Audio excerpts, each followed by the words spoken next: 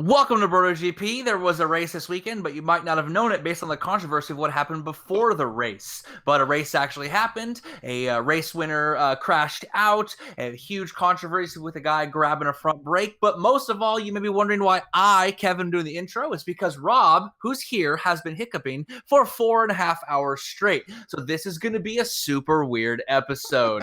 That being said, Misano GP, it went down. BrotoGP, we always go down. Title of Rob's sex tape, hit the beginning, engage.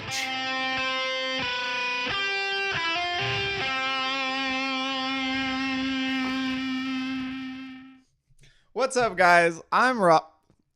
I have the hiccups, as you can tell. Below me is Kev in his amazing BrotoGP Tricolore shirt. Did you say below me or blow me? That's a very good question. Okay. I don't think we're going to go there just yet.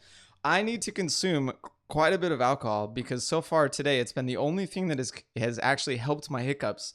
And while I was setting this up, I stopped consuming alcohol and they came back and it's terrible. God damn. How am I going to even speak this entire episode? Kevin monologue. What's up? That's how we're going to do it. I think we did what? One Kevin monologue like a year and a half ago where you just went an hour and a half all by yourself. Mm-hmm. Is that a title of someone's sex tape? That's the title of my sex tape. Hour and a half. All right, everyone. As you can see on the banner behind me, this YouTube video podcast and all this amazing content is brought to you by Riders Law. They're your California motorcycle accident injury lawyers. The Moto America season is coming to a close, but Riders Law does not take a break in the off-season for racing motorcycles. So if you need any legal help, and especially if you're in the state of California, please contact Riders Law. That's Riders with a Z. Oh, damn. The hiccups are getting worse. No, Andrew Lee, a sponsored or one of Riders Law's racers, actually won the Stock 1000 championship this last weekend, which is pretty amazing on his ZX10R. Everyone else, Jackson Blackman was actually leading one of the wet races in New Jersey for quite a bit, and everyone else is doing pretty good. So look for Riders Law out at Barber Motorsports Park. Check them out on their website. And obviously, if you need any legal help, they will take care of you. And in doing so, they will continue to support our sport. So they don't charge you at all. It's all if you don't recover any money for anything bad that's happened to you, they don't charge you. You don't have to pay them. So please give Riders Law a call. They're amazing lawyers. Talk to Cy and lawyer Rob. So Kev, did a motorcycle race happen this weekend? Because last time we recorded an episode, there wasn't one. There wasn't one. We just recorded an episode where Rob and I walked around and tended our house for 6 hours, and then we turned it off. I like how on the the video that they always play like at the start of FP1 where it reviews the previous weekends, they just, when they end up at Silverstone, they're just like, it rained too much, it was canceled, moving to on to Misano. Yeah, exactly. And then they made sure to clarify, hey, if there's a race, we'll race on Monday. Like, way to stand your ground and stick to your guns, fucking Carmelo. God damn. The cancellation of that race is almost as bad as my fucking hiccups right now. I apologize to everyone. I think that I fixed my audio a little bit because I had some clicking going on, but now this is happening, so you probably can't even tell. Bada boom. Yeah, but so the main topic or topics of this entire episode is actually a bunch of shit that didn't happen on the racetrack. So Kev, will you kick us off with the press conference? So at the press conference, we saw Marc Marquez in a contrived, clearly media-driven desire to bury the hatchet and say he doesn't have a problem with Valentino have a problem with him, and then turn to like shake his hand right in front of everyone with all the cameras. Hey, and Rossi's just like, yeah, no, like, stop. I don't need to shake your hand to prove it. And then, of course, it was a huge thing because Rossi just sits there and like looks at it, and he's like, nope, not happening. And then, oh, hold on, I also have George, but he's walking across the fucking the thing right now. George, the computer? No. The computer, yeah, he's literally walking across. If you don't know what I'm talking about, good. George, there's George right there. Zoom, zoom, zoom. He's coming under to join. Nope, no one actually could see him because he's a black hole of a cat. Yes, black hole abyss of light. But But he's the light of my life. I love him so much. So they go to shake hands. Rossi's like, no. It turns into this huge thing. Whether he should have shook his hand, whether he shouldn't, should have Marquez asked to shake his hand. It was so contrived. Like the cynic in me was like, while Valentino was doing his race with his friends that week at Misano in Tavula, like Marc Marquez was meeting the Pope and like shaking his hands and reminding everyone that like you gotta forgive and forgive your sin. Like it just like the whole thing was so contrived. And then right there in front of everyone, he's like, "Let's bury the hatchet at the place where it all began." And Rossi's like, "What? I mean, bro, I don't like." We don't have to be bros. Like we race and we're professionals, but like stop trying to be my bro. Like Jorge even said this is my favorite part of the whole thing. It wasn't that like Valentino wouldn't shake someone's hand or that Marc Marquez desperately wanted him to like shake his hand in front of the camera because he wants to stop getting booed and wants to be loved again. It was that like Jorge Lorenzo just straight dropped like, yeah, Valentino was being childish, but Marc Marquez has stopped caring what Valentino thinks so much. And that was really what it was. It was like, man, you're the worst villain ever. The second part there is what you love so much. Because the cool thing about Jorge saying that is like him jumping into all of this controversy, even though it was kind of made up, was the fact that Jorge is looking more and more like a legit villain. Right. Like he jumped in on a topic that had nothing to do with him. In any way, shape, or form, really, right? Like, all that controversy helped him win a title, right? But it didn't have anything to do with him, and he's just like, let me tell you my opinion on this. They both bitches. You know what I mean? Yep, that's pretty much what happened. So, I mean, that was my favorite part because Jorge really is becoming that villain that we've kind of talked about. Like, I want, like... He ended up, doing very well early on in the race. He was in a battle. He put some crazy passes. And I was like rooting for Jorge. Like I want him to win because this is just like the villain we need. He's straight like throwing stank on everything, just rolling in, sprinkling fucking salt and bouncing. Like, I think that basically Valentino's a bitch and fucking, and Marc Marquez is a loser. You know what I mean? It was just everything about it. That was the best part of the whole thing. Cause like, I don't know. Do you shake, like I said this on Twitter, right? Like, is authentic anger more valid than contrived catharsis? Like, and that was not a purposeful, like, Matt Burt alliteration, which drives me insane. Like, in utter nonstop alliteration on the broadcast. Yo, stop with the alliteration already. But you don't like the alliteration? This isn't V for Vendetta, and you're not Hugo Weaving explaining an entire sentence using V words for like 19 sentences straight. Stop. It was cool in 2006, but like most things in 2006, it's not cool anymore. So he you could have just left it right there. That would have been it. Just most things that are not cool in 2006 are not currently cool. Which it just seemed so contrived. And so like, do you want to like, bro, why are you trying to get me to shake my hand? Like, I'm not saying I hate you, but we're not bros. Like if Valentino believes what he said in Phillip Island 2015, that Marc Marquez legitimately tried to keep me from winning the title, then I wouldn't shake his hand either. He's not spitting in his face, but I mean, respect is earned, not given. And like when lost, it's real hard to get back. I mean, we've seen that sort of flow from riders before. Like obviously Valentino Rossi and Jorge Lorenzo had the wall go up, and they had a time, especially when they were teammates, where there was crazy animosity. They didn't like each other at all, and then they've slowly transitioned to a more respectful phase, but they're still not on bro level. Like I feel like I mean, we kind of all joke that Valentino Rossi won't be bros with anyone that he's directly competing against. Right. But so and it helps to like generally his bros are Italian.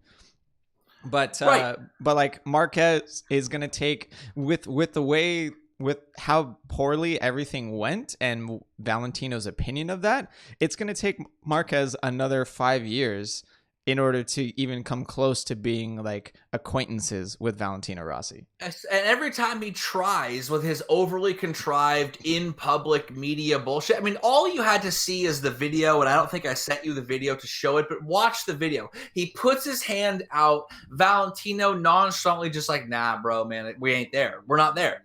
And he turns to the camera and he gives like the fakest, like, smirk. Yeah, I'm such a clown. Look at me. I'm so impish and I'm such an innocent, just young, carefree guy.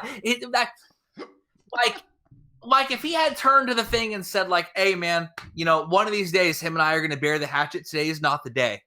I had to respect him a lot more than looking at the camera being like, see, I tried, haha. Like, I don't know. Oh, like, after the fact. Yeah, no, yeah, he goes that would change everything. No. And yeah, I mean, like, look, man, like, you don't have to bring it up live. If someone says like, hey, you don't say, hey, turn and shake my hand and put the dude on the spot right in front of everyone. Like, putting people on the spot isn't respectful. Like, putting people in a position to have to be a dick that's not respectful. Like, if he wrote like look, Dani Pedrosa in speaking 2006 makes a mistake, crashes into Nicky Hayden, potentially costing the title. Now we know it didn't, and Nicky goes on to win in spectacular fashion. But what happened that night? You know what Nicky said? Nicky said, Dani, we buried the hatchet because Dani came to my fucking trailer and we had it out. You know what I mean? Like, whatever got said, they didn't talk about it. He went to his trailer that night, and then the proof was in the pudding. Later in the season, he goes to Valencia, and he does what he can do as a teammate to help Honda, Nicky, and Repsol win the championship. Like, if you roll up to Vale's thing, and everyone says like, oh man, Uccio will block him. Well, first of all, Uccio is Rossi's best friend from childhood. So if he decides it's his job to block him, like, if you probably aren't even friends with your childhood friends, your best friend is probably your idiot fat work friend that you talk to once in a while. Like, the fact that he's maintained his friends since childhood is fucking cool as shit. And that is respectable. That was low, by the way. I'm just saying, right? Like, if you aren't still friends with your like young buddies, you're not even in a position to fucking critique them because you're the guy who lost touch with your friends and let real life and work and bullshit get in the way. But Valentino and Uccio didn't do that. They fucking went together, and when one guy was uber talented, another guy found his niche within it so they could stay friends. And if Marc Marquez goes to his trailer at night and says, like, on Thursday night and says, hey, man, this is the spot. Let's just be done with this. We don't need to talk to everyone. Like, we don't need to be friends, but, like, the animosity can go. You know what I mean? Like, this never happens. It's always right in front of everyone. It's always talking in front of everyone. It's always going over to – and people brought up, did Valentino and did the same thing with Casey Stoner, but that was like in the race. He crashes out in he crashes Stoner out in Le Mans, and then he tries to go over and say, that was a little contrived too. He didn't take his helmet off. It was kind of lame. Stoner has that interesting retort, your ambition outweighed your talent. Yeah. But like, and then and then what happened is after that, Valentino didn't try to push the fucking issue with making up with Stoner later. And look what happened later in the interview. Stoner says that Valentino is one of the best. You know, like the time heals all wounds, but not if you keep reopening the fucking wound. Well, I mean, and that's the problem is it was so contrived and it was almost set up so that Valentino would kind of fail in the minds of some of the fans, right? But we really think that Marquez is the one that chuffed it here. But let's I want to transition this over to Jorge Lorenzo and him taking this more villain role. What was the point I was just going to make here? I mean, he talked a bunch of shit. He gets himself involved, and then what does he do? He spits on both parties. You know what I mean? Yeah. Like So here's the question that I have for you, and I it's actually not something that we kind of talked about prior. I almost feel like Jorge Lorenzo is taking this freedom kind of in the media and just with the shit that he spouts off because he's in between contracts. And I worry that the villain that we're seeing now is going to disappear the second he actually starts writing for Repsol. Like, what do you think about that? You think they're going to be able to wind him down, or you think like this angst is going to continue to build? I mean, the thing with it is like, so when Valentino didn't do well at Ducati and he goes kind of tuck tail back to Yamaha, takes the big pay cut, doesn't really say anything, and he goes on, right? Mm-hmm. Jorge has a different position. He's winning a grip of races on that thing. He's competitive. He's looking good. If Repsol don't like what Jorge does, he can re-sign with other people. You know what I mean? Like, he is not out of career options in the same way that was a lifeline for Valentino. But this is Repsol, though, that we're talking about, right? Like the factory HRC that has classically controlled their riders so much that at some point, even Valentino Rossi said they blame me for every problem, even though it's actually the motorcycle. And that happened later on, too, even after he left. It's a good question whether he'll maintain. I don't know. It depends, because what he's doing right now is Marquez is getting booed. They're still complaining about it on Twitter. Like, it's so funny, right?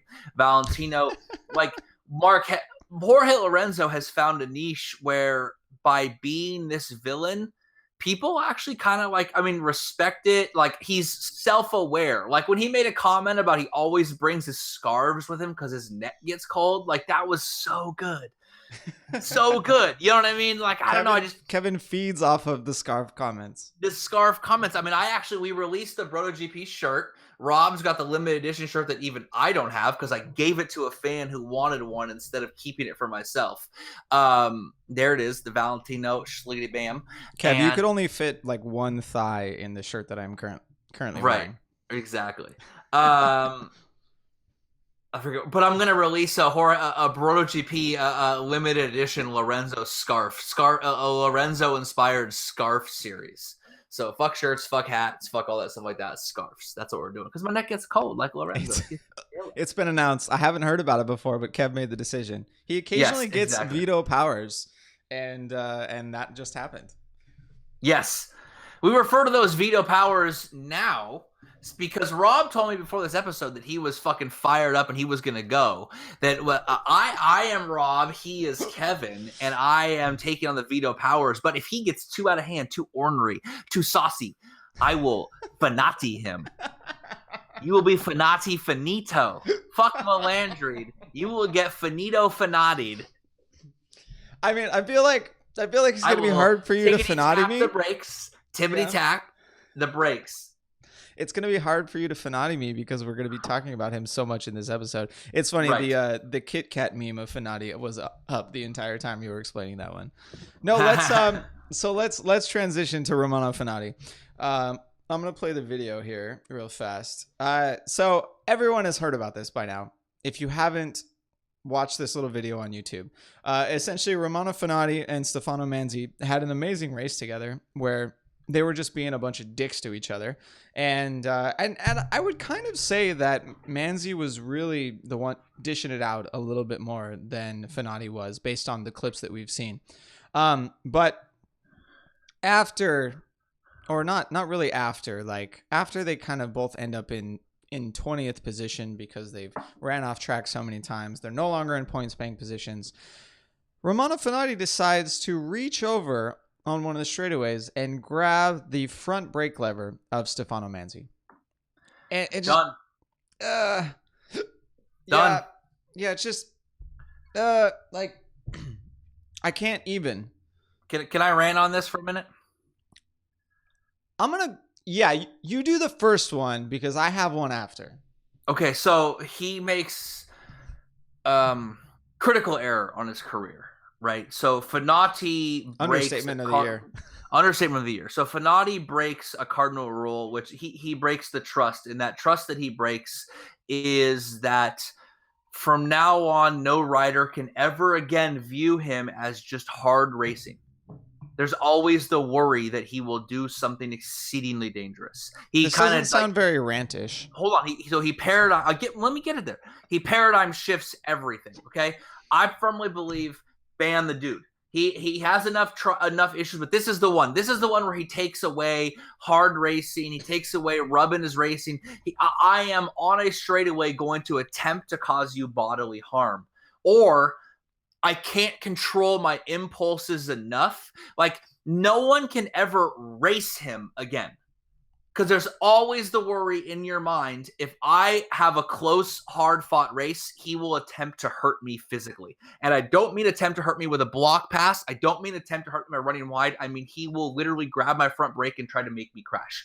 He will he has destroyed it's like in a boxing match. If you don't listen to the referee, if you attack after the bell, if you break the code of conduct, right? Like honor amongst thieves. If you've broken that like unwritten rule, you can't be on the track anymore because you've taken away the nature of racing. No one now wants to race you because they don't know if you're going to snap.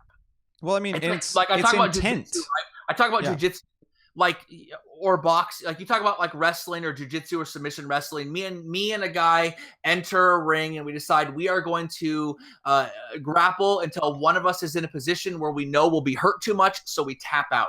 But if you don't respect the tap, and if you don't let go when I tap, and you prove that you can cause me physical harm, I never spar you again.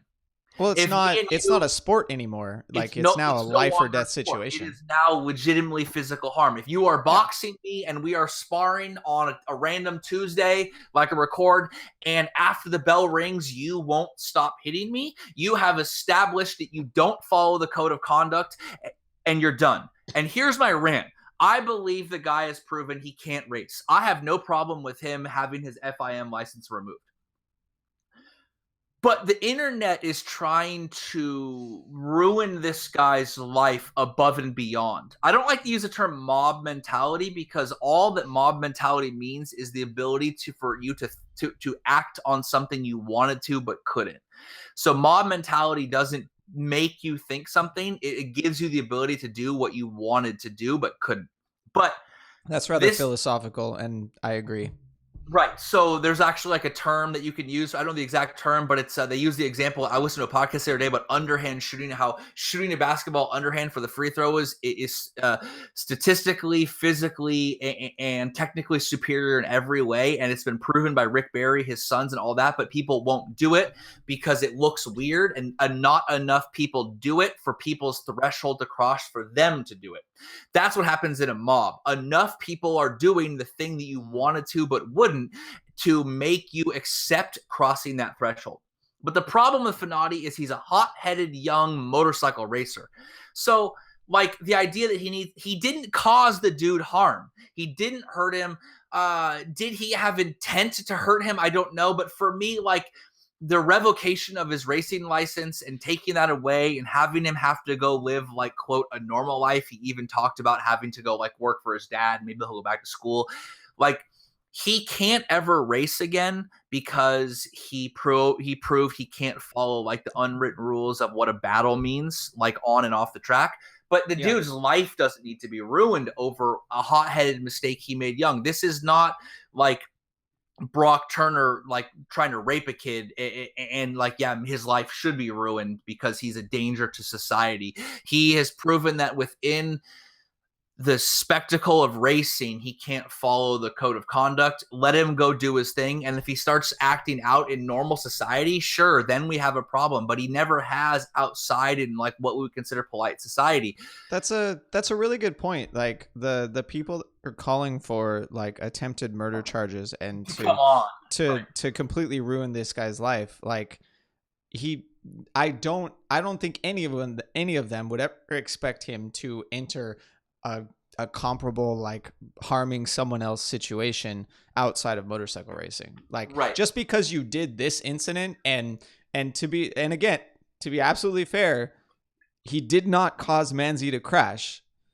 Like, he's just because he did this doesn't mean he's going to go out and I mean, you brought up the word rape. He's not going to go out and try and kill someone in non-motorcycle racing life. Like, that's it's to me it's a leap. It's a logical leap that everyone just went way too far with it. And I shouldn't say everyone, but yeah, I don't really agree with that either.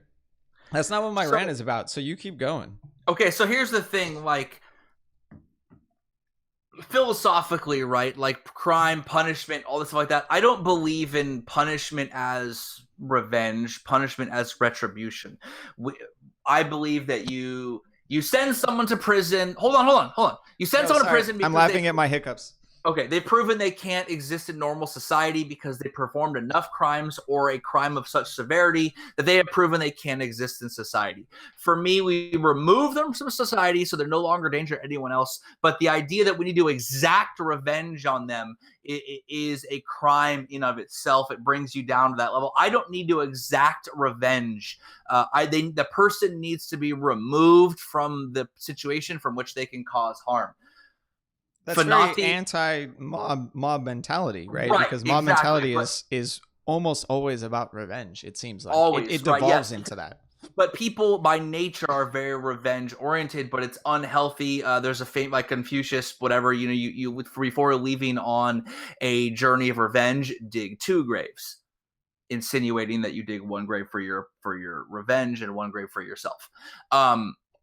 The idea of revenge is sickening to me. I don't like it. I'm not a believer in the death penalty, things like that. You remove the person from society so that they are no longer a threat. Fenati should, and I believe I talked to Kyle about this for a while, like he proved that he cannot operate within the realm of a sanctioned motorcycle race. Disbar him, to use like the lawyer term, remove him from it and be done. But I don't think that we need to move it anything beyond that. And that's why I didn't post all the weird like Nike memes. We posted a couple memes about like losing his contract and shit like that. But like he lost his means of living. He lost the ability to race motorcycles. He used up his final chances. He has to go suffer the consequences and go back to normal life, quote unquote. That for me is enough. Manzi wasn't hurt. He didn't crash. Any intent he may have had was such in the moment, it's going to be hard to prove what he was trying to do other than impulsively express anger. And within the realm of racing and battling and competition, he no longer will be able to compete. And if he proved that he can't compete because he can't control his anger, remove his ability to compete. I'm fine with it beyond that. I worry about the anger and revenge, kind of revenge porn thing that's happening there. Yeah, so just to recap, it's now Tuesday evening, Pacific time, and we kind of want, like, I almost feel like it was good for us to let the dust sort of settle on all of this stuff, because so much, I knew so much was going to happen. So initial punishment from the FIM from Race Direction was that he was black flagged and he was given a 2 race ban. A lot of people have been saying that that's too light, and I disagree that was too light, but that's fine. Following that, hold on, Rob. I'm going to cut you off for a second, and here's why. I'm going to Fenati you, but then I'm going to re-sanction your license. Right. Let me back up for a second, but to explain. Right. So I don't race anymore, so it's hard for like. I remember Kyle messaged me and we messaged back and forth, but I thought like I really respect what he says because he's on the track racing against guys in precarious situations. So his opinion means more than mine. Like for me, when Cal said ban him for life, even though Cal's super salty, I'm like, fuck, Cal races motorcycles, man. He's on the track with these dudes. I can't say really what should or shouldn't happen because I am not on the receiving end of the consequences in the same way that professional racers are. So I almost sort of jokingly said, like, I don't want mob mentality, but like, let's bring it back to original Greek democracy, which was not representative democracy, but was direct democracy. Put all the fucking sanctioned year-round, season-long racers out there and vote. Do you want to race with this guy ever again? Yay or nay? 51% say no. Right. And it would be 95. Yeah. And if that's the case, there's your justice. Because we don't want to be on track with him, and he has ruined his chance and be done. And that's the thing with MotoGP, right? It's not like track days and club racing or whatever. It's specifically the same people every time. Like those racers are the product. So they should have a say in the product that they're presenting, which is themselves, their image, and the races. So to bring it to my initial point where it's hard for me to have a hardcore opinion, I kind of defer to what professional racers tell me. You tell me you don't think a 2-race ban was too light. You raced motorcycles. You do professional races. You race in Moto America. You race a number of rounds a season. You'll be at Alabama racing. As someone who could theoretically be on track with a racer who have done some similar actions, why is it that you say a 2-race ban is not, or that you're okay with a 2-race ban and you don't think it's, you're fine with that and nothing more? I have a hard time with a more strict official punishment because of things that we've seen in the past for incidents that have actually gone worse, right? Mm-hmm. Like easy example, Marc Marquez in practice has caused how many people to crash? Right. Like it, and I guess the difference, like, so Marquez on a cool down lap, like just ran straight into the back of someone. On the cooldown lap, in a practice session, blatantly took out someone's front tire, just dove up the inside and gone.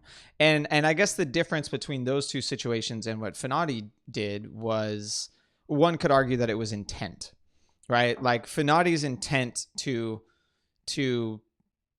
do something that was blatantly against the rules was there for sure.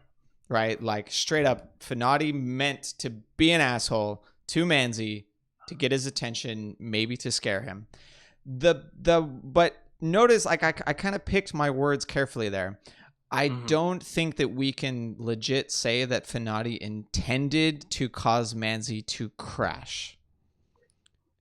And I can agree that his intent is hard to prove, or whether there was intent. So yeah, correct, right? Because spur of the moment actions often don't really have intent, right? Like it's a hard term to buckle down, and I mean, hell, lawyers get paid big money to argue over this stuff because it's difficult and it impacts how we punish people in situations like these. But so that's the thing, right? It was an expression of rage, not unlike we talk about, and I'm talking about mob mentality brings up like the idea of rioting and why riots happen, and like the irrationality of why you would riot and damage potentially your own neighborhood, your own area of living, your own community. Hold on, this is not a funny. No. This is No, I mean, it's funny. I laugh at the concept of fucking with your own neighborhood and all this stuff around you in a riot. There becomes like for certain. Now, I am not comparing what Fenati did with Manzi to say like other areas that were like legitimate riots happen and there's socioeconomic and political reasons for it. But what I'm saying is the irrationality is an expression of rage when you don't have an outlet for it.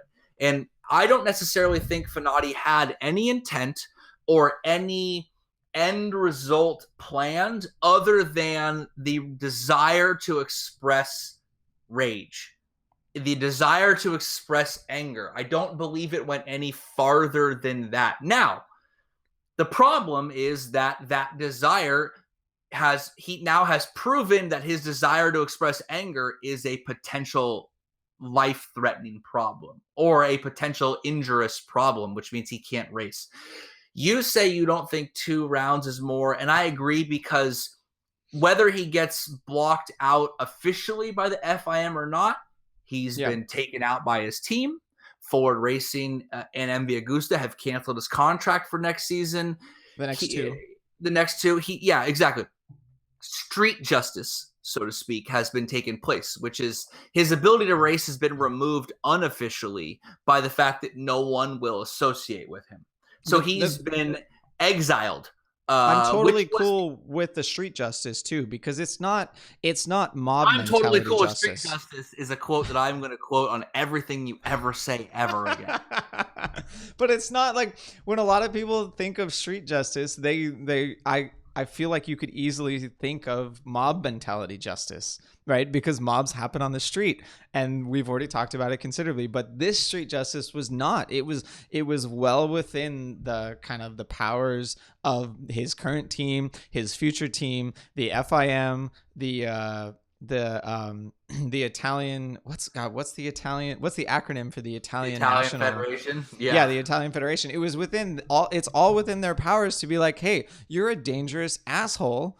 Like, we're going to revoke everything that we've promised you or that you've been using. It's not really, to me, that's not really street justice in the classical sense, but it is, in this instance, it's the non-official, like, not what Dorna did. It is anarchy justice, which as someone who identifies potentially, I know we're talking about politics, but potentially an anarchist more than anything else, crimethink.org for those in the know. Not in the know. Not in the know. You don't know. He received the exact punishment that he could have received from the FIM, being removed from the sport, but unofficially. It didn't require a governing body. It didn't require a sanctioning body. It didn't require anything. It simply required that people said morally, I will not associate with this man due to his actions. And he's ostracized because of it. He's in exile. He's been blackballed. Now, the question is whether he'll ever be non-blackballed again. But with no official requirement, he's been removed from the sport. I'm okay with that as the end result. It's not official in that there was no regulation saying that if you do this, you will be blackballed. But it is official in that every single one of these entities had a contract with him. And in the contract, it says you will not be that much of an asshole. And he was that much of an asshole. Right. So I like how I'm the one that tells you not to swear too much on YouTube, and I just keep calling him an asshole. Right, yeah, because I don't think I've sworn at all yet this episode. Yeah. No, I mean, it's just, so back to my original, like, well, everyone knows that I'm kind of a stickler for the rules, right? And this is actually one thing that I wanted to bring up with Fenati was, and I actually got someone asked me on direct message to Instagram to talk about the penalty point system. Someone's sliding into Rob's DMs. Sliding in there. Into Rob's right DMs. In there. Sliding. No, I mean, and the penalty point system for Dorna, it's gone, right? We know based on everything that it accomplished that it was very ineffective. It didn't even, like, even when they applied it to Moto 3 and all the slowing on like during qualifying and trying to find a draft, it didn't really work. It didn't do anything. And since then, since the penalty point system has been retracted, Dorna and the FIM have explicitly said that their penalties are actually going to increase. So there's now just a catch-all rule that says, like, hey, if you do anything that we deem dangerous, we can punish you. And if you get punished repeatedly, the consequences will increase.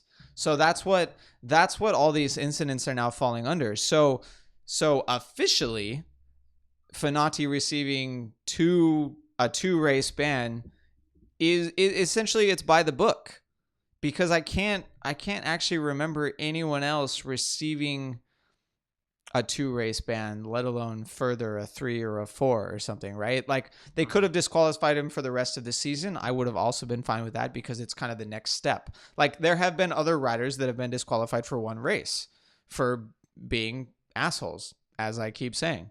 Fenati was more so he gets disqualified for 2 races. To me, it seems in line with exactly what the FIM is able to accomplish. That being said, I fully expected, and this does temper my opinion of whether or not the 2 race ban is legit, I fully expected other people and in other parts of his racing career to exact revenge, for lack of a better term. Not revenge, but disassociation. Exactly. You are someone we no longer want a part of our community. And that is the ultimate, like, anarcho justice is, you did something wrong, and your punishment is you no longer get to be a part of this community. I mean, this is, it actually completely fits in with the sort of society that we're living in today. I mean, in America, there are shit tons of people that are getting fired or resigning or let go for sexual harassment. And they should. They're fucking assholes. They did a bunch of shit for 10, 12, 20 years. Rob has repeatedly told me to stop swearing, and he just said they're fucking assholes who did a bunch of shit they fucking shouldn't have. Kev, we already told all the listeners that we've switched roles today. I purposefully wore the "fuck you" Rossi shirt. We are role playing. Yes, a little bit. No, I mean it's just it's when everyone sees the stuff that you do and it's terrible for your career, like it's terrible for the people around you in your workplace, it's terrible for society, like the one thing that I'm actually more pissed, like really pissed off about, is the fact that I read 3 articles on Gizmodo about Fenati's actions. Like this has now made it into mainstream media where now everyone, like a significant portion of the planet, knows that motorcycle racers can be assholes, that one of them has intentionally tried to do something that may have brought immense harm to another racer. Like, does that happen in football or in, it doesn't happen in like non-American football because they just dive and they whine and they bitch. But in American football, like someone will get speared, but I feel like no one intentionally tries to hurt the other guy. It's something that doesn't happen that often. I think in every football game, the exact term is the quarterback must go down and he must go down hard. Intentional hurting is American football is war as a game. But they have pads. They are attempting to hurt each other. There is no doubt about that. And any professional football player that you talk to will, behind closed doors, off the record, that is the plan. We are attempting to hurt someone. I picked the wrong American sport. Right. Attempting to. The problem is people don't die in football. People die in motorcycle racing.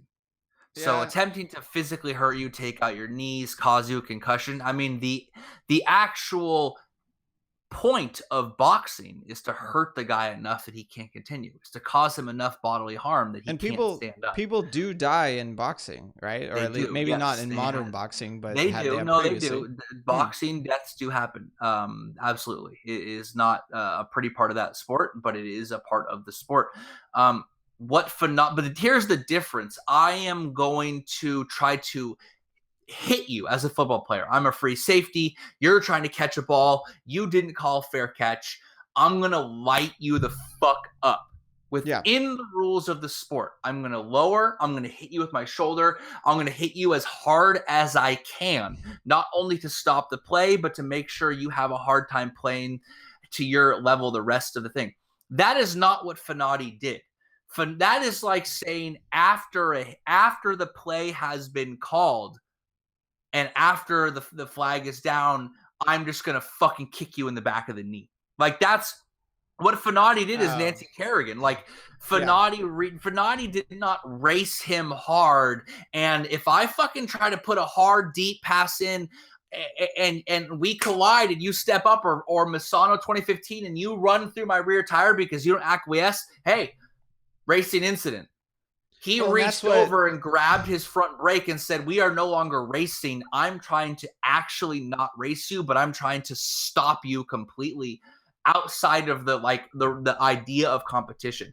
In boxing, your idea of competition is expectations. Yes. Right? So I mean, agreed upon competition rules. Exactly. And yeah, I totally agree. Like all the shit that Manzi pulled, like it was 2 or 3 passes that were blatantly terrible. Like, I mean, thankfully during the Moto2 race, we got to see Schroeter attempt to pass Oliveira with like 3 corners to go in the race. And they actually didn't make contact, which is great. Like Schroeter did that, and I was like, oh, fucking amazing attempt there. Like you were never going to succeed, but good racing.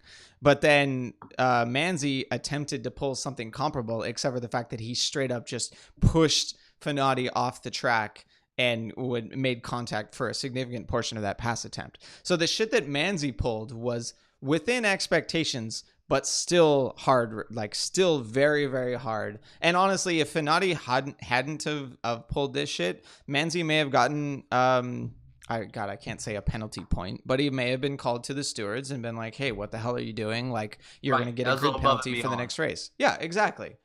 But you're right. But Fenati went above and beyond the expectations even further and outside of the realm of actual motorcycle racing. But I feel like Right. we're going a little too long on this point. Okay. My the I guess the reason, just to round out my point there, is the reason why I'm okay with his 2 race ban is because it's well within what we've seen from the FIM before, and I also expected some street justice, as Kev said. Right. I mean, there was gonna be something extra. It was for sure going to happen, and I mean, and I would like to, like, Fenati is an amazing motorcycle racer. If everyone else trusted him on the racetrack, I would like to see him clean up his act and not do shit like this before. But given that this is what, the 4th or 5th incident, it's probably not going to happen. I mean, he was removed from the Sky VR to 4-6 team because he was too hot-headed. You know what I mean? Like, at some point, like, he doesn't have the temperament for racing. You just, you know, if he can be skilled, he can be fast, but if you don't have, excuse me, if you don't have the temperament for it mentally, so here's one thing that I've learned, just both in racing and from watching MotoGP and shit. You never retaliate. Like, there is no possible way that an escalation by a motorcycle racer is going to work out well for them. Right? If Fenati had just, I already actually said this, if Fenati had just let it go, then Manzi would have been called to the stewards. Manzi would have received a grid penalty, and things would have been better off for Fenati at the next race. But because he retaliated and because he escalated, things are now significantly worse for Fenati. And I mean, where do you, like, when a guy pushes you off track 3 or 4 times, the escalation is something that is beyond the expectations of what is proper motorcycle racing. So it's absurd. And I hate to go with the old trope, like, don't retaliate. Let the authorities take care of it. Like, no, fuck that, man. If someone spits on me, I'm gonna fucking elbow them in the face, shlabang. You know what I mean? But like, but you're talking about like a bar fight. You're not talking about like a professional sport.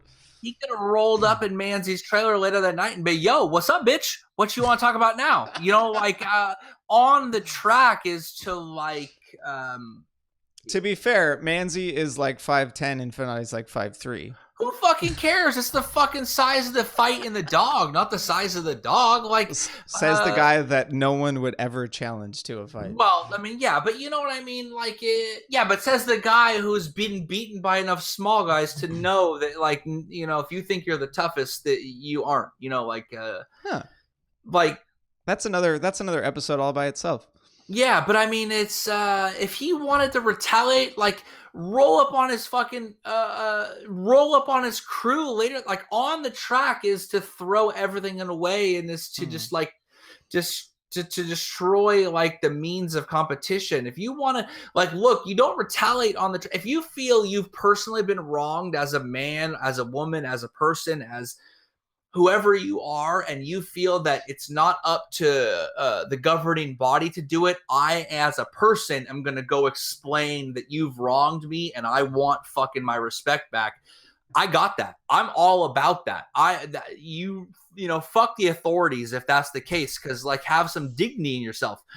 Don't do it on the track. Don't try to fucking kill the guy. God damn. That's a very good point, because you started off this episode talking about how Marquez should have approached Rossi with the handshake thing in the trailers, off the track, not in front of the cameras, and that's kind of exactly what we're saying here now with Fenati. Right? Like, they're the public, having the public involved, having all those cameras on you, even though I was appalled at the fact that we had to wait what seemed like 5 or 6 laps to actually see this incident on replay. It was, given how terrible Fenati and Manzi were treating each other during the race. But aside from that, right, like, the cameras being on you just ruins any chance of, what's the word? Not retribution, just reconciliation. If Fenati had rolled, like, this is the thing with Marquez. If fucking Fenati had just rolled up to Manzi's trailer on fucking Sunday night in Italy somewhere, into Vula, wherever they go, or they're in a bar, and he rolls up with his crew and the fucking forward racing crew, whatever it is, and they fucking have it out, and one's got a bloody lip and one's got a fucking fat, a busted up nose, and they show up to the next race and they don't say shit about it, there's actually a bond that can form there, man. That's baller, is what it is. That's fucking gangster, but that's how you talk about street justice. That's how it's done. Like, we've lost that. Like, I'm not trying to get into toxic masculinity and all that bullshit because I am. It's 2018 and I'm woke as fuck. But you are the wokest of the BGP crew. Yes, despite what some people may think. But really, if Marquez and Rossi had just fucking fought like bros for a minute. I mean, first of all, they're both fucking pussies. It'd be the stupidest fucking bitch fight ever. Get it out. Fight a little bit. When I was in high school, I got in a fight with this kid named Adam. He was picking on my sister, and I found him after school, and I beat the shit out of him. Just whipped his fucking ass, bro. And when I was in high school, I wasn't like I wasn't like as big as I am now, so to speak. I had like your frame. But you were like 13. So. Yeah. So I whipped this kid's ass, right? And then he told his friends, and me and this other kid, Jeff, got into this long issue about like almost fighting, but never did. It went on forever. Finally fucking fought it out. I think he fucking like bruised my kidney. I peed blood. I broke his nose. Right. It was all fucked. Anyways, like 10 years later, I see him in a bar. And I'm like, oh shit, it's about to go down, son. Like, it's about to go down. But it didn't, did it? It didn't go down. In fact, my man Jeff rolled up, gave me the schlatting, the reaching for the bro hug. We're bros. Like, because we share something that not a lot of people share anymore, which was like we expressed that rage and anger and fight. And it connected us, and it gave us reconciliation in the future, even though everyone talked about it. Not only we reconcile, he wanted to go find some people to get in a fight with me to go fuck some other guys up. Because, like, we knew, like, we could scrap. Jeff had squabbles, dude. He could throw down. If I needed to fucking pick someone right now to fight, I might call him. And that's awesome. But there's, if you don't, dude, Jeff, message us on social media. Yeah, probably don't, man. Don't even bring that in. Don't. But there's a thing that happens when you guys just let it out and have that reconciliation. Didn't y'all see Friday? You know what I'm saying? Debo hit him with a brick or whatever. Like, there's a connection that can be made. You just brought up Ice Cube in this fucking podcast. That's what I'm saying. All I'm saying is I agree with what you said. We're going along. We haven't even talked about the MotoGP race yet. But if he had not, like, if Fenati thought he was being wronged by Manzi, if he just showed up at Manzi's trailer that day and they fucking scrapped it out, someone put their face through the bathroom door of their shitty trailer made out of balsa wood, and they showed up on fucking Thursday, the press conference the next week, and didn't say shit, they'd be bros. Or they'd at least have a mutual respect where they always give each other the head nod. You know, the bro nod? Exactly. You know you said the word. There'd be so much more respect in the entire situation, right? Even the entire paddock would respect those two crews for doing something like that and figuring it out of the public eye. I mean, someone would find out about it. It'd make it onto Twitter, but it would be significantly less than grabbing someone's brake lever on the actual racetrack and seeing a replay of it over and over and over again. Speaking of replay, let's play it one more time. Bada bing. Yeah. No. Okay. So we're gonna transition the problem with here. The bitch ass fucking commentators and the bitch ass journalists and all this stuff like that. These shitheads ain't ever been in a fight. These shitheads ain't ever fucking been punched in the face. These shitheads ever been kneed in the gut. You know what I'm saying? Like, they ain't ever scrapped, tied up, collar tie, rolled around, fell on the floor like a bunch of fucking idiots drunk and rolled around, got fucking scuffed up elbows and shit and acted like jackasses. But sometimes you got to act like a jackass to clear the jackass actions from before. If some of these... Wait, hold on. You got to pick one MotoGP announcer to have the most likely to have gotten in a fight. Who is Crayfar has been in a fight. There is no doubt that dude has scrapped. That's true. Because he was a racer, right? I almost feel like I forgot about him for a split second because I still block him out back in the day. I was gonna say Amy if we're going where for only journalists, Right. but yeah, either way. No, I'm gonna move us on here. So a lot of times when we're planning these episodes, we like to think of something that other people haven't talked about, and I'm not sure if this has been covered yet. I guarantee you ain't no other fucking cop people said they should have just gone in the back and fucking fought in a circle. No, yeah, that one was organic. That one was great. This one is slightly more planned. So the one thing I worry about, but not really worry because I'm secretly like happy about it, is the fact that all this off-track action, even though the Fenati thing, it wasn't off track, but the consequences of it were. All this off-track action is overshadowing the races and overshadowing what actually happened on the weekend. Like Kevin already said, we haven't even said the word of who freaking won the MotoGP race. We haven't talked about Dovizioso. We haven't talked about Pecco Bagnaia, and I didn't even watch the Moto3 race, and I don't know who won it. Right. But so like, I'm not going to be two-faced here.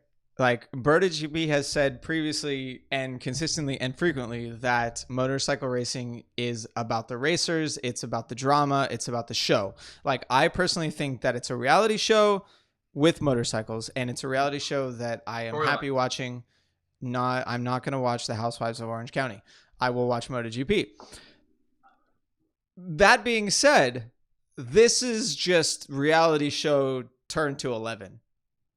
It's exactly what we've been asking for. So if I have the question, is the off-track action sort of overshadowing the on-track stuff good or bad for the sport? I'm going to say it's good.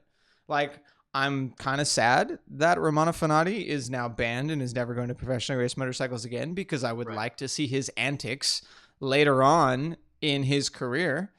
Could he make it to MotoGP? Yeah, maybe. Probably not, given that he shit the bed with VR46. But like, just him in Moto2 as a personality, as someone that I can identify and I can follow, and I know that they're this crazy hot-headed Italian motherfucker. I want to watch that. I want to talk about it on YouTube and iTunes and Google Play and Spotify. The fact that he's gone is almost worse. But yeah, I don't know.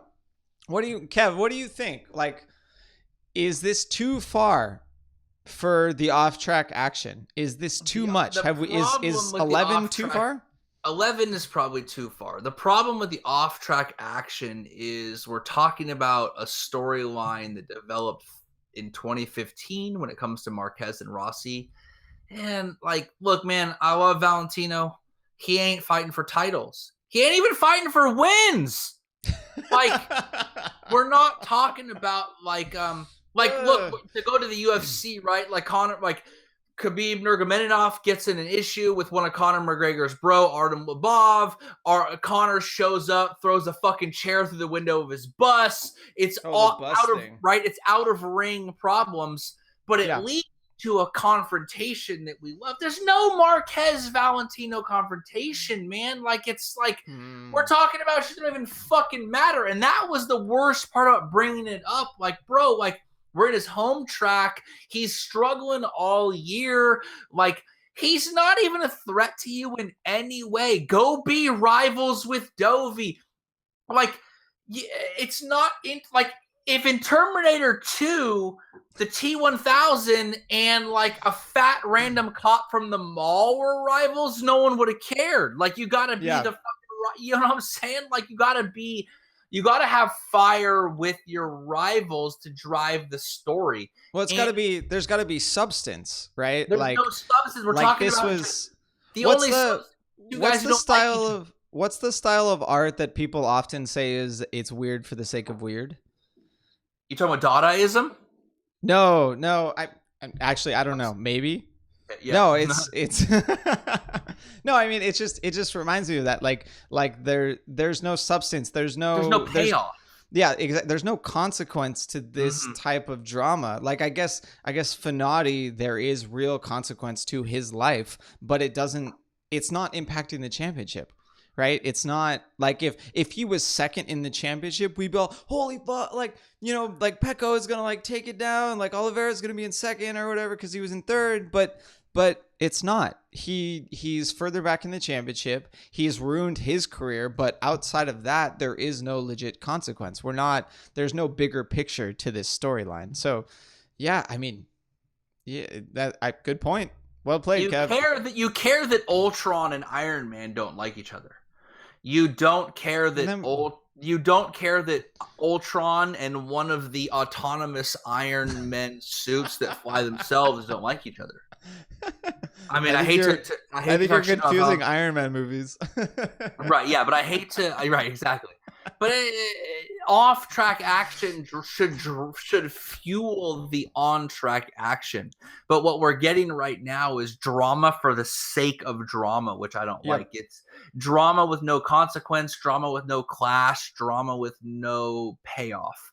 I get you if you want. That's what I loved about Jorge getting involved. You know why? Because he has fucking drama and consequence with Marc Marquez. He has when him and Dovi talk shit about each other and they get in a fight and argue, it's cool and it drives them because they're teammates. They both can win. They've proven it. Yeah, that was big. Arguing with Valentino and Romano Fenati and Stefano Manzi like fighting and like he's like P19 in the championship. Like what the fuck, man? Like you that mad about like your shitty ass finishing position? You that mad? You were not fighting for a top 5 or for a podium and shit got out of control. Then I could almost understand. You're fighting for a podium, like, then I could understand it. But, like, you're fighting for such non-consequence that, like, what the fuck, man? Like, I mean, we probably shouldn't belittle the accomplishments of scoring points in a Moto2 race. Yeah. But right. Reminder. Yeah. It's the fucking meat grindiest of meat grinders you're going to find. Yeah. But at the same time, there's no storyline to the drama. Yeah, if I'm like fighting for scoring points in a Super Sport Moto America race, like I'm stoked. And if I end up if I finish 16th instead of 15th and I get 0 points instead of 1, I'm not gonna try and hurt a brother that's out there on the track. I mean, you're talking about like the storyline, if you think about it right now, is which guy who got sacked by Valentino for not being good enough is going to score 2 or 1 point. Who fucking cares, bro? Who cares? Yeah, it's bad for them for us to look at it that way, but that kind of brings the point back. I mean, and God, I shouldn't bring this up, but everyone that's calling for Fenati to be investigated for attempted murder needs to remember that. Like, right. You have too much skin in the game. Like, chill out just a little bit. Just a tiny bit, yeah. They have their own lives. He's already been punished significantly. Like, could you imagine, Kev, could you imagine if tomorrow, like, say you did something on this podcast that pissed off everyone so much that tomorrow you got a phone call that you were fired, your girlfriend Danielle left you, and your landlord like booted you out of the house. And I'm not even gonna bring up the cats, but I want to add in tomorrow's my birthday, so that would suck, dog. That would suck. Oh if my you're God. saying tomorrow, you're telling me tomorrow on my birthday, my landlord says you're out. And then Danielle tells me you're done. I'm dumping you. And then worst of all, Rob says I don't want to be your friend anymore. I don't think that's a bad birthday, dog. So it ain't balling. So that's the thing. I feel like I would have to at least interview you for the podcast on your birthday / the worst day of your life. This is a hypothetical. Kev is not. I'm sorry I keep looking at the floor. That like my chair is running over my cord. It's bad. Kev, I didn't realize that. I'm sorry. I feel like a bad friend now that your fucking birthday is tomorrow. Why do you hate me, bro? No, hey, can you do yourself a favor and give a shout out to that guy that brought you 13 bottles of wine for your birthday? I'm not going to give him a shout out because he asked me not to. So nameless guy who dropped me off 13 bottles of red wine the other day because he's my bro. I don't need to shout you out, but I tip my glass to you. And I would drink this lovely Spanish red wine I'm drinking right now. One more. Show us the Ducati memorabilia that you received and a shout out for that one. Boom. Troy Bayliss model 2004 Ducati.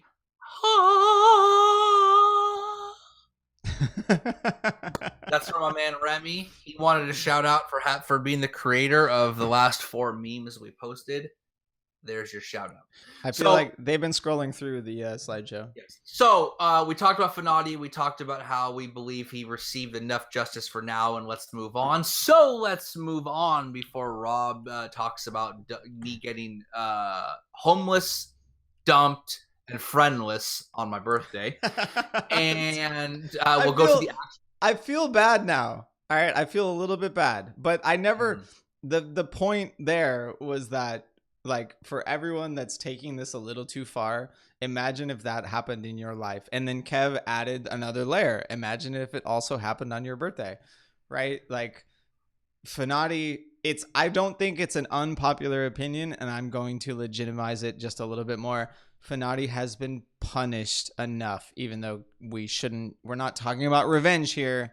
We're not even really talking about punishment. He got what he deserved. Let's move on. And the number one positive that comes out of all of this is if any rider were to ever think of doing something similar, they see that not only will they see that the paddock will simply turn their backs to you. Here's what happened. Not unlike the 1982-83 movie Bloodsport, everyone stood up and turned their backs to him like they did to Chong Li. Oh, my back hurts too much. I'm old as fuck. I'll be 37 tomorrow. And turned their backs to Fenati and said, like, you're done. And that's how I view it. I was a year off. Interesting. I absolutely agree. Like, it just, consequences occurred. They were deserved. The world is like, if we're gonna talk about karma here, done. I got nothing. Done. All right, moving on. Let's actually talk about some motorcycle racing now that we're 1 hour and 6 minutes into this episode. So George. Fucking Simon Crafar called him George live on air. I knew that dipshit had been stealing our material for months. They've been stealing our material. Next thing I know, next episode, he's going to call him Jafar. And if he calls him Jafar, I'm strangling that motherfucker. We need to trademark that shit. We need to copyright it quick. What the fuck? Like, he calls him George live on air? Like, I was so... It was the post-race press conference, right? Where he actually called him George. Called him George in Parc Ferme. Now it's just like, what the fuck? Do you think Jorge's ego, Jafar's ego, like, allowed him to notice that? I feel like I'm doing this. I'm raising my hand to the camera a lot today. Just like Jafar. Yeah, exactly. I like, there was no pause. There was no like, hey, you just called me George. Who the fuck are you, old guy that doesn't know shit? Guy who doesn't know me. Yeah, right. No, I mean, it's like Jorge.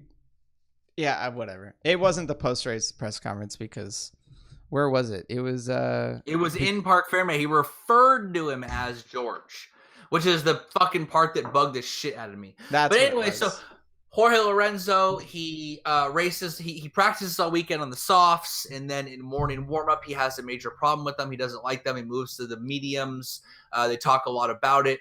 He ends up crashing out after a pretty fucking spectacular pass on Marc Marquez earlier in the race. Mm-hmm. He crashes out. I thought maybe he was going to win. I found myself weirdly rooting for him. I was like torn whether I wanted him to win or I wanted Dovi to win, because I kind of wanted him to win after talking all that shit about everyone being childish. Really? But he crashed. Yeah, I did. for reals. Like he's kind of converted me. Like 3 years ago when he was getting booed, I said, look, man, this guy needs to delve into the villains so much that he comes out the other side, the like anti-hero, and he's almost there. He needs like 25% more. Just right, he needs one like stark action that just proves to us on Saturday night where 3/4 of Italy looked at each other silently and their eyes said what their mouth couldn't, which was that Jorge might be our best chance to get a Ducati win on Italian soil right now. I'm laughing. He'd already done it in Mugello, and they knew it. What they couldn't verbalize, their eyes betrayed, because it's a window to the soul, son. It's a window to the soul, and your soul says, "George, you win that fucking." It looks like you have. It looks like you've been beat up a little bit because it's so dark in your room right now. Kev actually painted the walls. Also, I've been beat up a little bit. Oh, all right. Well, there you go. Walls, bitch. I did the floors, son. Look at that driftwood. Look at that thing. Look at that accent wall with the Iceland painting. Look at that Greenland fucking iceberg right there. Look at there's all kinds of stuff in here. I didn't just paint the walls. I completely redid this room. You've now just ruined the perception that you live in a barn. Like, it's gone. Everyone, you're now in the classiest barn in Northern California, which is a super classy barn. Yeah. Right. Yeah. No doubt. No. So I have a slightly my wine in tumblers holding it like this. Mine is gone. I'm very sad. I have a slightly awkward story. All right. So I watched a slightly awkward story. Title of Rob's sex tape. It's true. It's gonna get worse. So I watch on a lot of Sundays. I actually watch the race with our buddy Kelsey. Kelso D's on Barf. And Kelso. Yeah. So he moved to San Diego. We go on bike rides. He comes over and watches the races. It's great. It's a good Sunday morning. He actually is the one that brought up the fact that Jorge maybe you'll go to Home Depot. Maybe you'll go to. You're not sure. It's a lovely Sunday morning. No. The best part is after he left, I totally planned to go to Home Depot, but whatever. No, that's not the best part. So you brought up looking in each other's eyes, and go on. It's a little weird between Kelso and I, because there are two parts. One, we totally agree that we've noticed the fact that we're now cheering for Jorge Lorenzo, and we're both motorcycle racing fans that classically did not 3 years ago. It wasn't going to happen. There was no way in hell we were going to cheer for Jorge Lorenzo because he was just anti everything that we liked about the sport. But now me specifically, I cheer for him to at least put Marquez back a little bit further, just to make sure that Marquez gets third, hopefully fourth at some point in time. And let Dovizioso win, or even Jorge winning, still better than Marquez winning. Hashtag anyone but Marquez. The reason why I thought of this.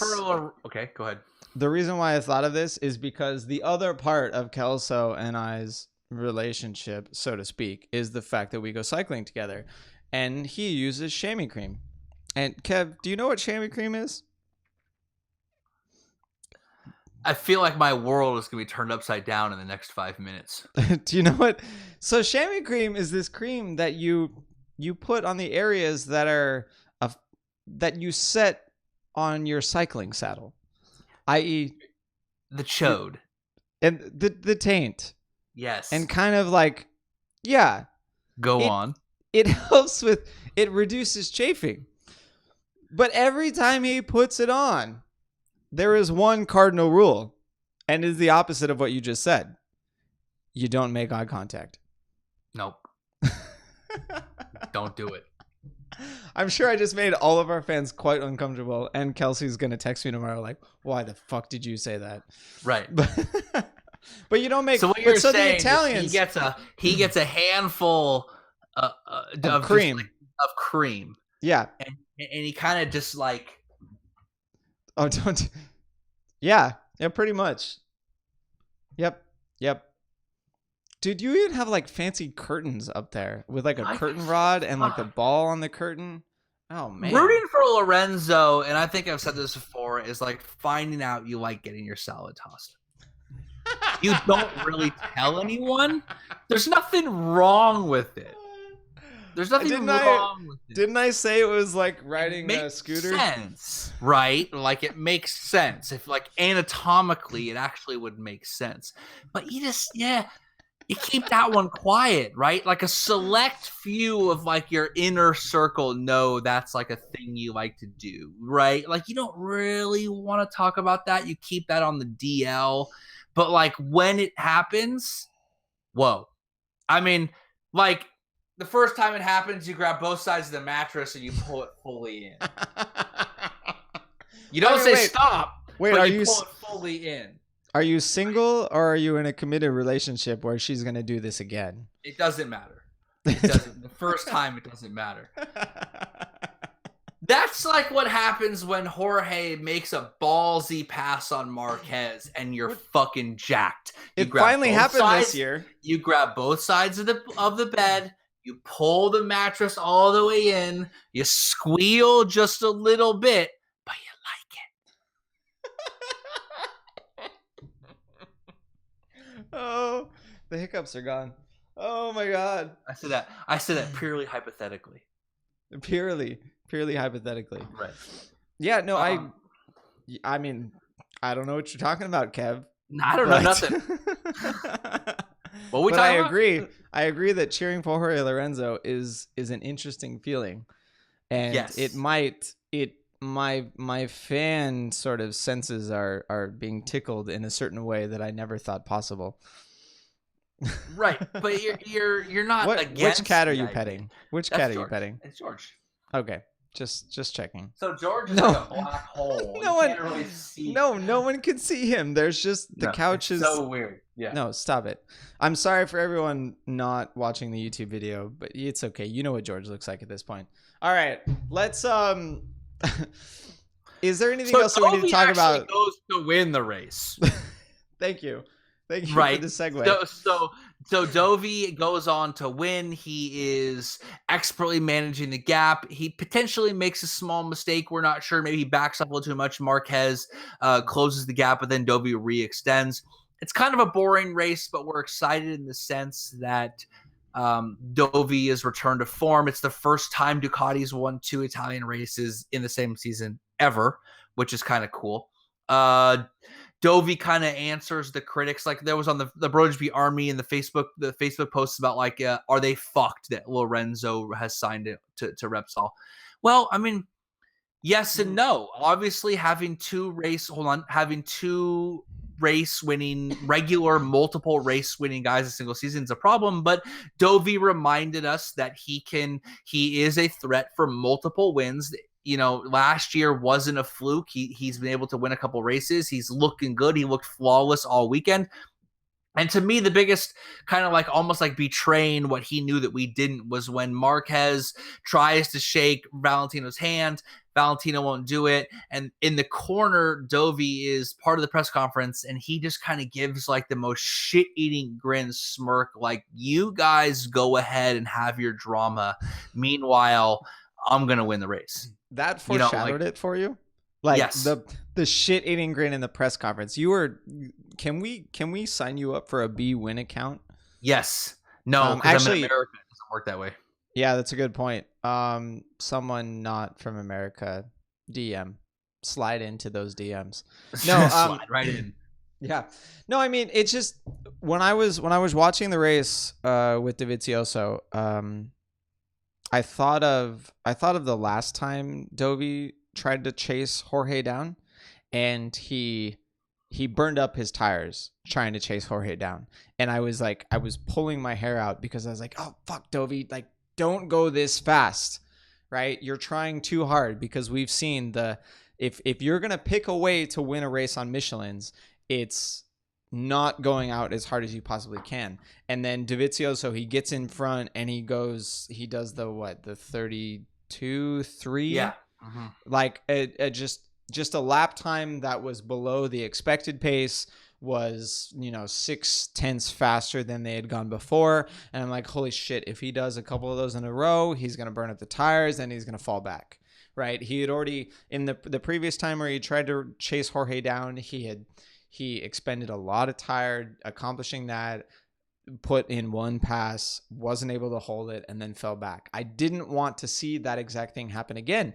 And it was hotter, right? The GP race in Misano, was the hottest track conditions they had the entire weekend. So just everything told me from a technical side, like, holy, you are fucking it up. But that turned out to not be the case. I mean, the team must have found something a little bit on the setup, knowing that they had to plan for the hotter conditions. Obviously, he switched. He wasn't running the softer tire. Wait, is that obvious? No, I'm pretty sure he wasn't running the softer tire. He was not, no.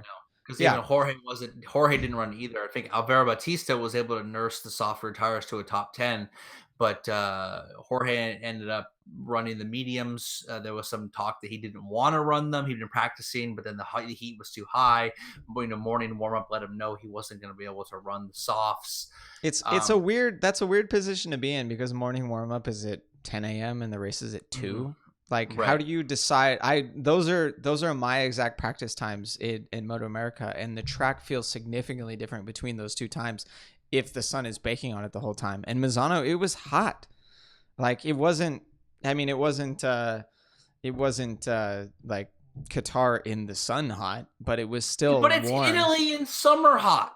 Yeah. It's the Mediterranean in summer. This isn't a surprise. You know what I mean? Like, you wonder whether trying to figure out how to run the softs was a tactical error, kind of knowing the climate of the part of the world that you're in. But, he changed, and then longer in the race, he hadn't run long sessions, and he ends up making a mistake, losing their front and crashing. You talk about Dovi running too fast to our head, but Dovi was running his own consistent times while Marquez and Lorenzo were kind of battling. Marquez makes a hard pass. Lorenzo had lined him up a number of times, makes a fucking ballsy pass later in the race. It was amazing. The onboard camera director got so lucky when they switched. He was so lucky. I don't know if he got luck.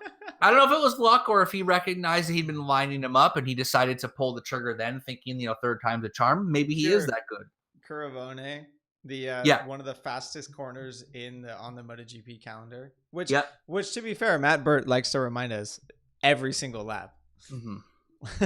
It doesn't. Right, it's not alliterative though, so Kev can stand it. Yeah, I don't care. You can remind me all as long as you're not fucking alliteration about it all constantly. God fucking damn it. To me, I think Misano would be an amazing track on a 600 or like a Moto2 bike. On a GP bike, it looks unnervingly tight. Like, I really wish they were able to move. Unnervingly tight title of Rob's sex tape. I'm okay with that one. That's a good one. I really wish Misano was able to move some walls or something to be able to run it the other direction. Because there's one thing that I know that I like in tracks and know that I dislike, and it's if you have a sequence of corners that accelerate, it's so much better than a sequence of corners where you have to brake for each subsequent one. It's like in no contest. There's a track here in Southern California that you can run it both directions, and one way you slow down for 4 corners and the other way you speed up for 4 corners. And which way do you think I like better? The speeding up way. Right. But I mean, whatever. I'm going off topic here. I mean, Dovizioso's tactics in that race were perfect to it. Like, it was unbelievably perfect. He did exactly what the tires allowed. And the fact that he got in front a little bit early and then Marquez and Jorge fought behind him may have burned up their tires, may have increased Jorge's chances of crashing. I think he carried a little bit too much pace and kind of tried to hold it into that corner. It was not. And it's actually interesting because Jorge doesn't tend to make these mistakes. And now Dovizioso is firmly in second place in the championship and Jorge's not. It's an interesting place to be in. They're probably going to swap repeatedly for the rest of the season, though. Right. All right. Should we have one more point to get to. And we're going to cover this one real quick before we get to listener questions. The last point of this episode is just one word with a hyphen in it. Yama-who? Yama what? Yama what? What the fuck? So wait, was Was it hot at Misano, Kev? You think?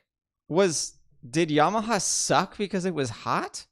They just suck in general. I mean, they're Do they so suck? lost. I mean, because I swear that Maverick Vinales, like everyone was talking about how he had amazing pace in the cooler conditions, especially when everyone was like, "Oh my God, it's going to rain," and we don't know if they're going to make it into Q2. Yeah, but I mean, again, he can qualify, but he can't ride the bike on a full fuel load. He drops like a stone.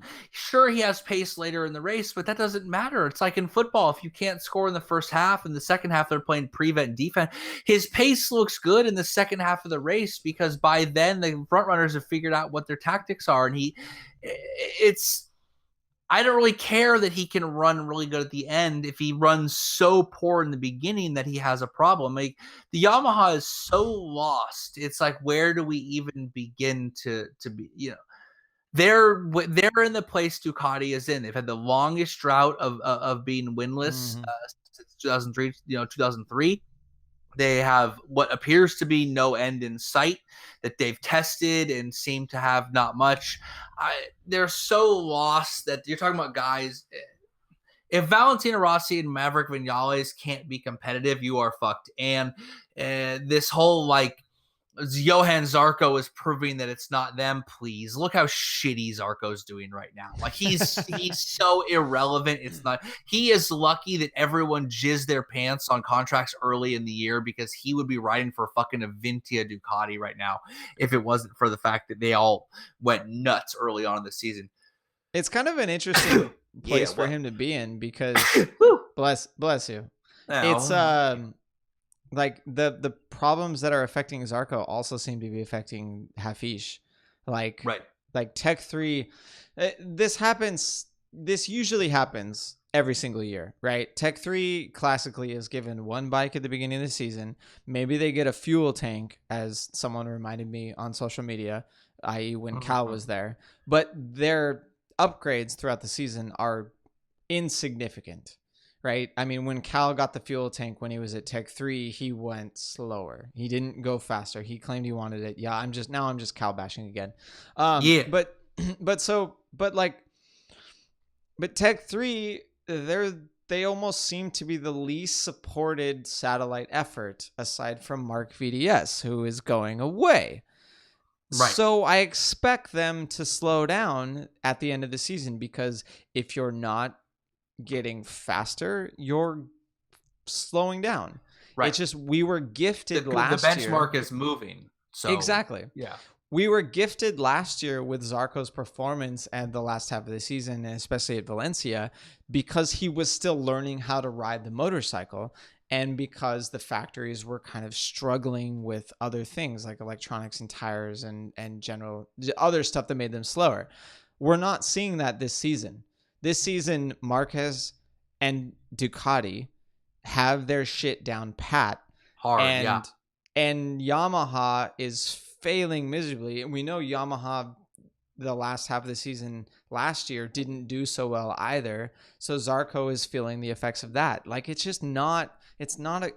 I can't expect Zarco to do better towards the end of the season. Even if he gets to a track that he loves, he's still going to be fighting for 8th or 7th, maybe 4th at best. Is he going to get on the podium anymore? No. Yamaha is firmly not without rain. No. I mean, Yamaha is they're out there.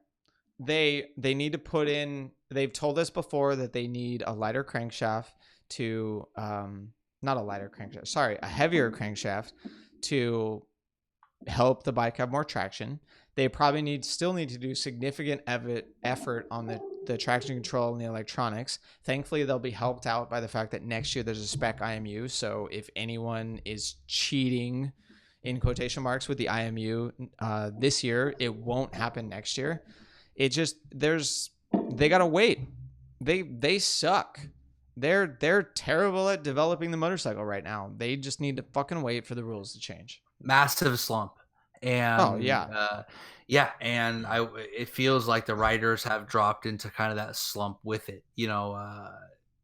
There was light at the end of the tunnel with Maverick this round, and then it was hot on Sunday. I do feel like if the track temp was like 80 degrees instead of 110 or whatever the hell it was, that Maverick had a chance to put in a solid performance and maybe battle for the podium. Like because Jorge crashed out, he could have beat Cal, as we kind of expect a factory Yamaha to do, and then he would have been on the podium. It still would have been one of those Jorge, like, I'm cheering third place like my life depended on it performances. But, it still would have been a podium.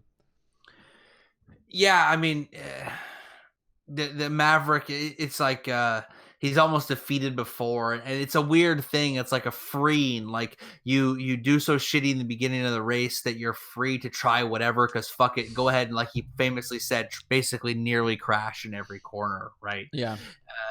Because there's the lack of expectation is so high that it's almost like freeing, but Yamaha is so lost that I'm worried that they're becoming the new Ducati in a sense that we've already said that before.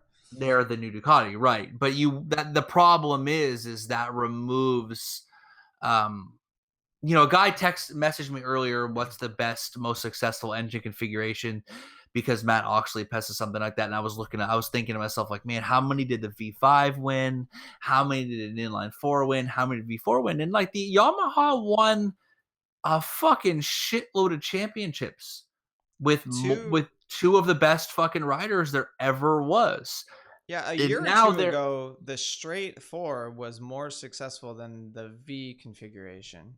Right. Because Yamaha was the most, like, everyone talks about how Repsol and HRC are this powerhouse, and yet Yamaha is more successful for certain metrics. Right, and consistently more successful, right? Since 2004, consistently more successful. And they're finally kind of in that, like, oh shit, we've lost our way. But meanwhile, the Honda's getting better. The Ducati is so good that Marquez made sort of an offhanded comment in his press release that it's impossible to overtake the Ducati without a mistake. Yeah, you can't outdrive them. You can't outdrive them, and you can't outbrake Dovi, because as Brembo releases, he's consistently the latest breaker on the grid, right? Yep. And they remind us constantly with his whole the last of the late breakers bullshit. I don't know what the last means. It's not like a style that changed. No, the last, as in he's the last one to grab the lever. Right, but he. So you just wanted to talk shit about Matt Burt alliterating for that. Alliterating a little bit, yeah. His commentary is good, but the alliteration is too much. But you wonder that Ducati has not rested on their laurels. They've continued to improve. They followed up last year, a great, they finally broke the mold with Iannone winning a race, and then later Dovizioso won a race. The next year they followed up with multiple Dovizioso wins, and then this year now 2 racers have won again. They've won both races in Italy the first time ever. They are continuing to improve, get better. They're not resting on their laurels. They're testing. They're improving. The Honda obviously looks better. Cal won Argentina. The Maverick Marc Marquez is looking super good and consistent. And when he can't win, he gets on the podium.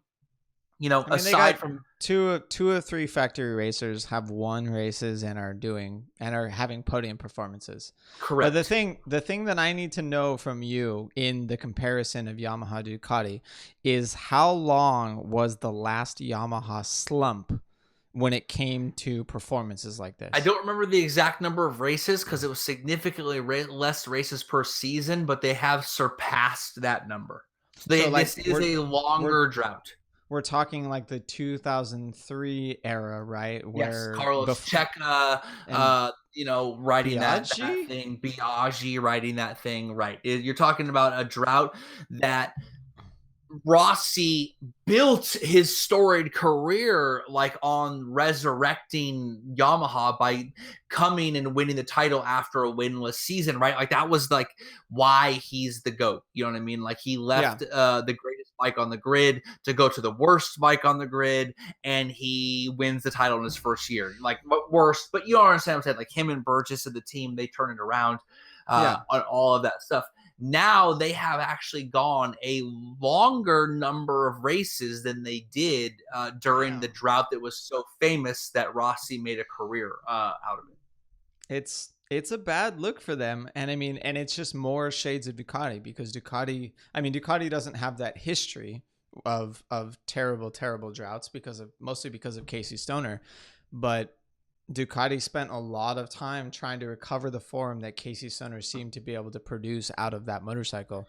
And Right. now Dovizioso, and now just Jorge Lorenzo is adding to the justification that Ducati has recovered because Dovizioso and Jorge and Iannone have won races on that motorcycle, like at least two very, very different styles. It's looking good for them, and it's going to make it easier for them to sign talent. It's going to make it easier for them to actually continue to improve. It's a bad look for Yamaha. The one thing that I want to compare just real fast before we get to listener questions is, like, I think I said 5 minutes ago, was that Yamaha just needs to fix their shit. Like it seems like they know what's wrong. They're Yamaha, so they have the facilities to be able to do it, to be able to fix it, but they haven't accomplished it yet. I look at that, and then I look at what KTM is accomplishing, or what they're supposedly accomplishing with their massive budget and with wanting to win MotoGP races. Right? They have two riders now. They're gonna have 4 riders next season. Supposedly, they're gonna have 5 in Dani Pedrosa. KTM, we know they're spending like what $200 million over 5 years. Right. Like an amount that likely rivals what Ducati is spending.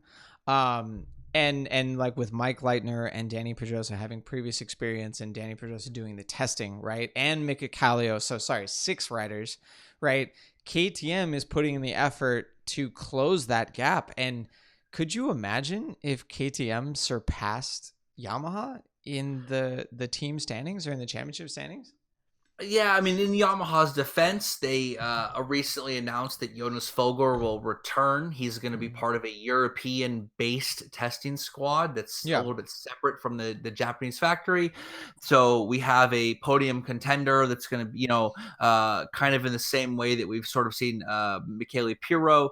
You're going to high-end Moto2 winner, podium contender, and MotoGP is going to be their test rider. They're moving their testing team to Europe. They do seem to be making the logistical changes required to make that step forward, to kind of rise up from the ashes, so to speak.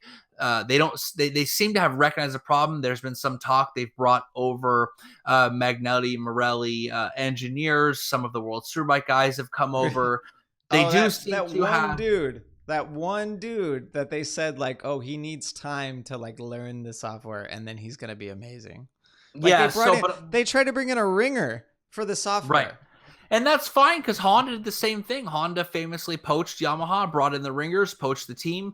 And hey, that's, all is fair in love and war. But it's a ringer from World Superbike. Like, that's the problem, right? Now Rossi did do the same thing with Gil Brasi, and it worked for him to an extent. He was able to win races. He was able to up his position in the standings. Potentially fight for Gabucera, right? Sorry, I had a little too much red wine.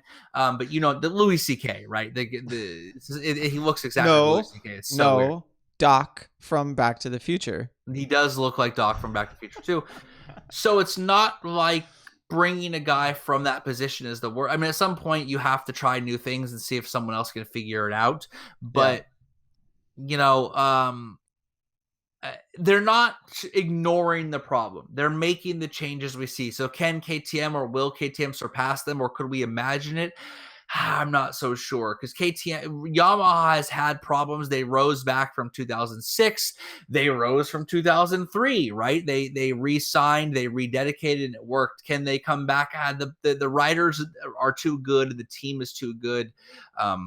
Were they caught off guard by rule changes? Were they caught off guard by engine freezes? Were they caught off guard by Maverick and Valentino's different riding styles or testing or feedback? Probably, yeah.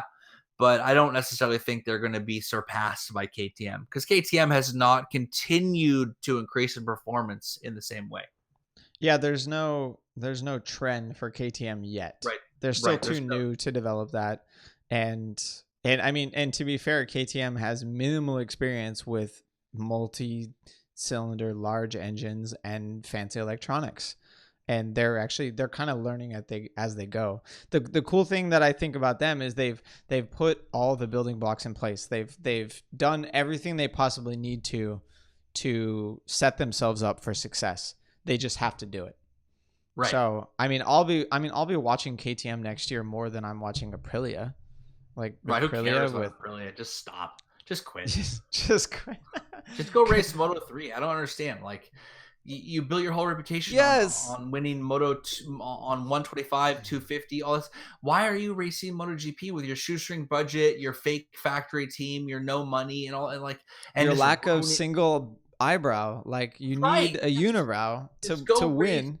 You're telling me Aprilia can't design a fucking Moto3 bike and go win races? Of course they can. If Mahindra can do it, Aprilia can do it. You're telling me they can't design a fucking Moto2 bike? KTM did it.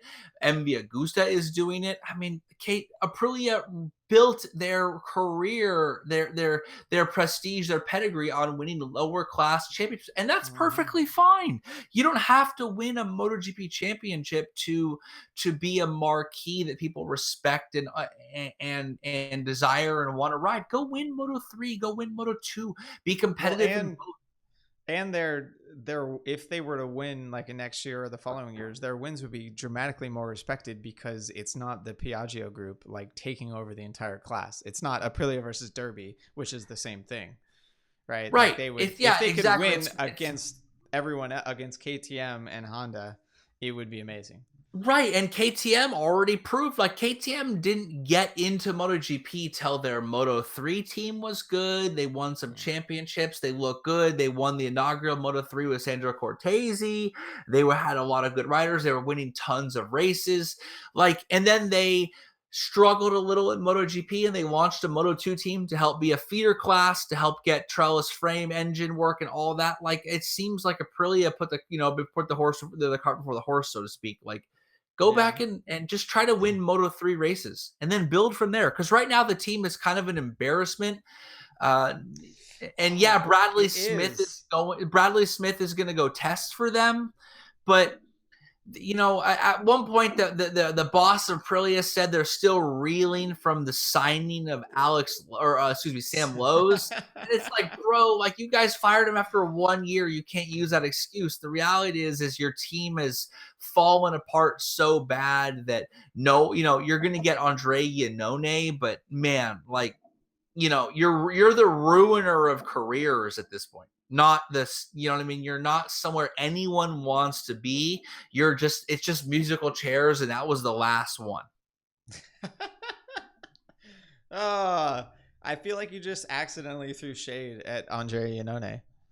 It's just he's your bro, but whatever. I love Iannone, but Suzuki doesn't want him. Where else is he gonna go? That's the problem. That's the Aprilia seat is where else are you gonna go? Yep. All right, let's we don't have much time left, so let's move on to some quick listener questions here. Let's do. All right, this one segues pretty good. Alex Kirkwood from Facebook wants to know, according to some stuff on the internet, Pedrosa is going to be part of the testing team for KTM. Does this violate the law? And the law that he is referring to is Soriano's law. Mm-hmm. Does it violate Soriano's law? I don't believe it. I'll believe it when it's announced officially. Just like he was going to ride for Yama-who and all that stuff like that.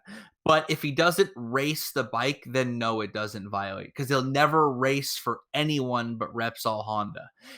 The rumor that came out on Motorsport Autosport included the fact that he would not be using wild cards. He would not contest races. So if he doesn't race anything other than a Honda, that it doesn't violate the law. But I will preempt that with, I don't actually believe these rumors right now. I feel like there was a part B to Soriano's law as well. That was, now I remember. It was that he would win at least one race with Repsol Honda every single year that he was in his career. It is obviously completely unrelated to KTM, but right. Do you still think that he is going to win at Sepang? I'm not going to count Danny out because, again, he's won a race every single year of his motorcycle racing career, which is kind of unparalleled. Even Valentino hasn't done that. Jorge Yep, Lorenzo hasn't ridic. done that. It's Yeah. ridiculous.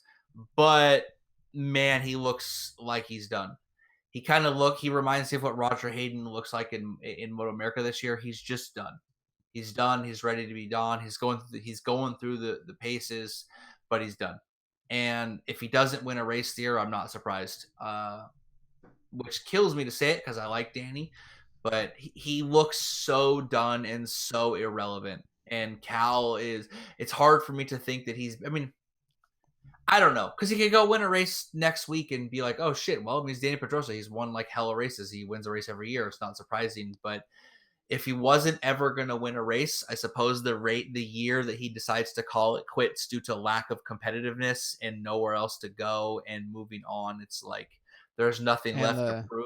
And the Honda not kind of being set up for him, and the tires really being no, the cards are stacked against him for this season. But it's Dani Pedrosa, so I mean, and that's the main reason why supposedly KTM has signed him to a testing contract, because if you're trying to eliminate variables, you sign a previous alien, a race winner. So right. Which Honda and Ducati both did. Like Casey Stoner went back to Ducati and helped kind of with their resurrection.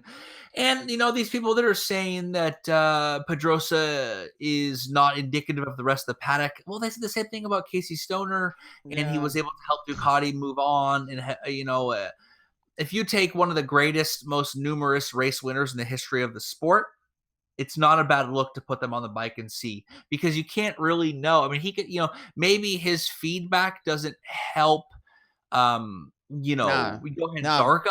I call bullshit on that too. He's indicative. He's indicative of the paddock because he can't ride the Honda.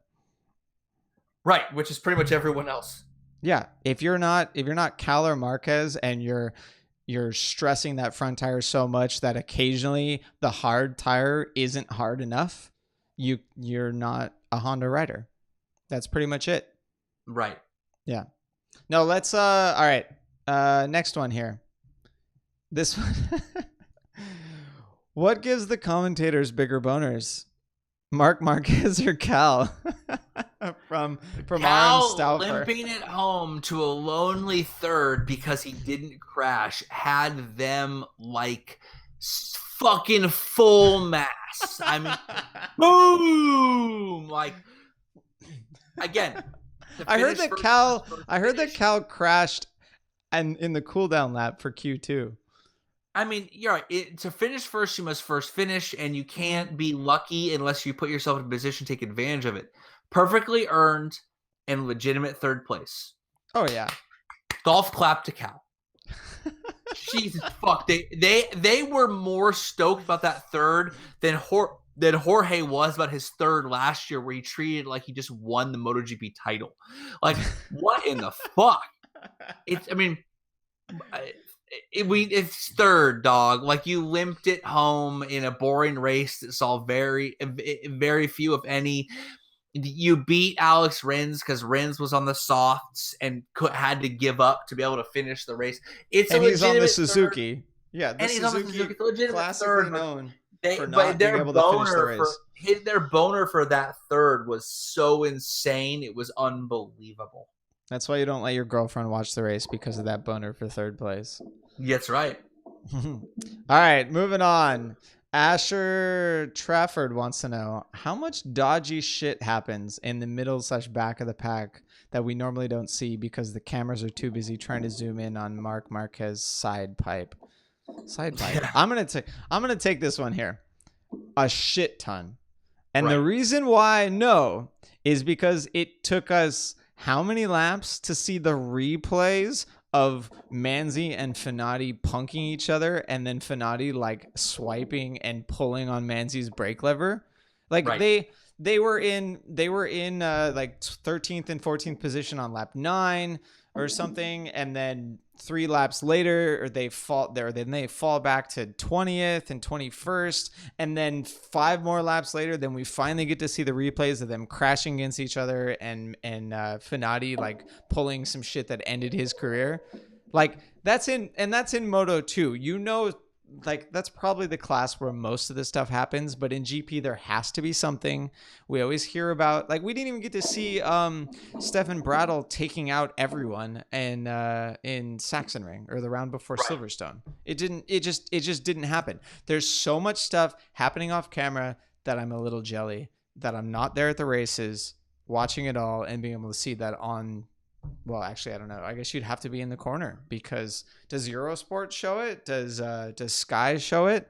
I don't even know, because according to our friends that were at Misano this year, who was sending me video over and over again, that the helicopter basically only follows Marquez. The MotoGP helicopter is just following Marquez the entire time. So they don't show any coverage of the dodgy shit. So does a lot of dodgy shit happen in the back of the paddock? Oh, yeah. Moto 3, Moto 2, you best believe it. In MotoGP, absolutely. But we don't get to see it, which is a drag. Why is the helicopter following him? Because Repsol has been the only title sponsor for a team since like the mid 90s, and every other team has bounced through eras of title sponsor, no title sponsor. Philip Morris doesn't count because they can't even be on the bike. They can't represent anything. They just pay Ducati because they already have, and they keep writing off on taxes. Repsol pays for the oil and the fuel for the helicopter. That's what it is. Right. Yeah, that's the real reason. Right. Exactly. Actually, I wonder about that. Do you think the helicopter pilot is a local, or do you think he's a Dorna employee? And do you think they ship the helicopter around to all the rounds? Is it the same helicopter? Got to be a Dorna employee, because that's knowing how to pace a track, knowing the track layouts, knowing who to follow, take direction. That's not something you just throw some random hobbyist pilot into. That's a serious skill that requires knowledge and ability to see who you're following, what you're following, and take direction from he's a cinematographer, so to speak, and he's taking orders from a director, flying a helicopter. Flying a helicopter. Right. Yeah. So I mean, shout out to Kelsey on this one. He thought that there's no way. Shout out to Kelsey's taint. Shout out to his chode. he thought that there's no way they're a Dorna employee, or there's no way that you could have your own helicopter, because there are, like, all the flying laws for every country differ dramatically. Right, you couldn't take a fucking F-18 over to China and just like fly it around. Well, we don't go to China anyway, but I'm making a fool of myself here. Let's move on. Speaking of Kelsey's shaved, smooth, and highly moisturized taint, how are you gonna segue that? Are you waiting for me to segue? Yeah. God damn it. Okay. All right. Let me pick. We already talked about the boner one. Kev, this one's for you. Ooh, me. I'm ready. How do Adam Rosales wants to know, how do you rate the movie Commando on a scale of 1 to 11? 17. Easy. Easy. I rate Commando 13 Predators. Damn. Wait, Commando is so good. Wait, like Predator 1. There's no way. But if Commando is 17 and Predator and it's 13 Predators, that means you give Predator less than a 2. No, that means Predator is 1 Predator, which is 100%. Look, if you have $1 and I tell you that I'm rating it $17, that doesn't devalue the dollar. That just talks about how Predator is dope, but Predator's problem is the entire movie is spent talking about how bullshit, you ain't scared of no man. It ain't no man out there. Like all that stuff. But the first scene of the movie is an alien spacecraft flying by. So the whole movie acts like they don't know what's out there, but the audience knows there's an alien. So it kills the tension. That's why it's... Wait, so you think that kills the tension? The movie would have been better if you started the movie 1 minute and 7 seconds in, which is just the helicopter, and then you didn't know what the hell was going on. There's just this thing out there. It turns out to be this shape-shifting alien.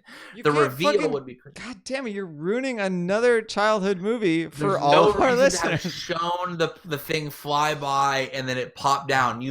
If you ruin it for the audience, then you don't understand why the characters don't know. You know what I'm saying? The tension for me was waiting for them to find out that it was an alien. Like when they finally realized find out with them.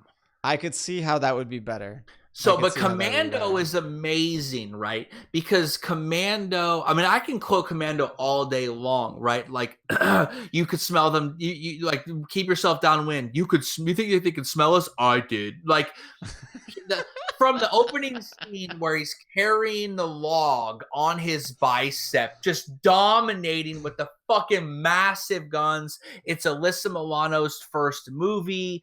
Like, his name is John Matrix. Like, what the fuck? That is the dopest name ever. Like, everything about that movie, he kills Max so Power. many people. Max Power is the dopest name ever. Right. Max Power doesn't make love. You strap Max Power on and feel the cheese. The G's. All right, no, I'm moving you off of Commando. I get it. You rated it. No, We're 17. talking about Commando still. We're talking about Commando. No, we're doing it. It's happening. Ed, right, yeah. Ed McMahon wants He to told know. Sully he was going to kill him last, and he lied. Ed McMahon. Ed McMahon. No, that's Ed McMahon. Right. No, either way. He wants to know. Man follows us? Sick. What's your stance on Simon? I've had at least 6 concussions Crafar since we got back from the mid-season break. I think he's much improved and he's bringing some interesting knowledge to the grid chats. Do you concur?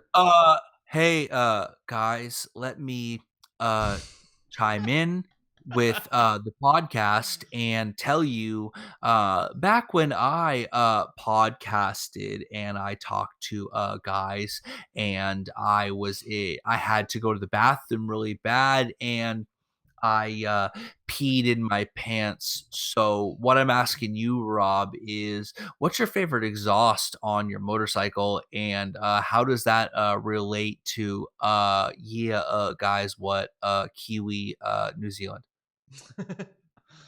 That's a good response to that question. All right, I'm done with that one.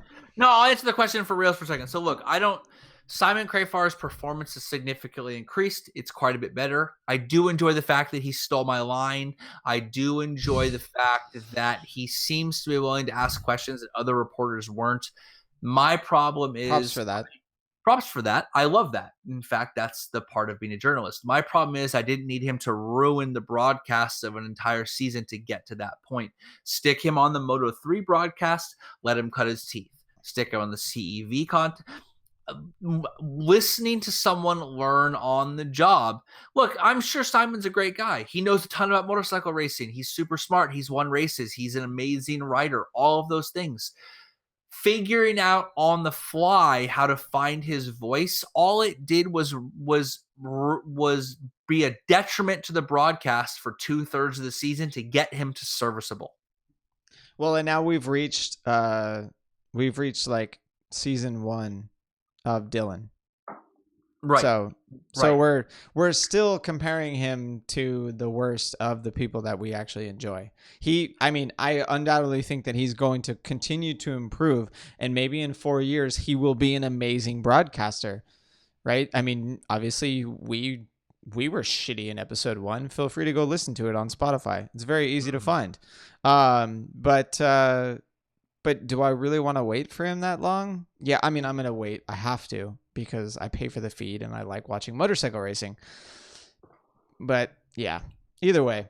Don't put someone in a starring role in any play or any movie or in any TV show without letting them cut their teeth on supporting roles first.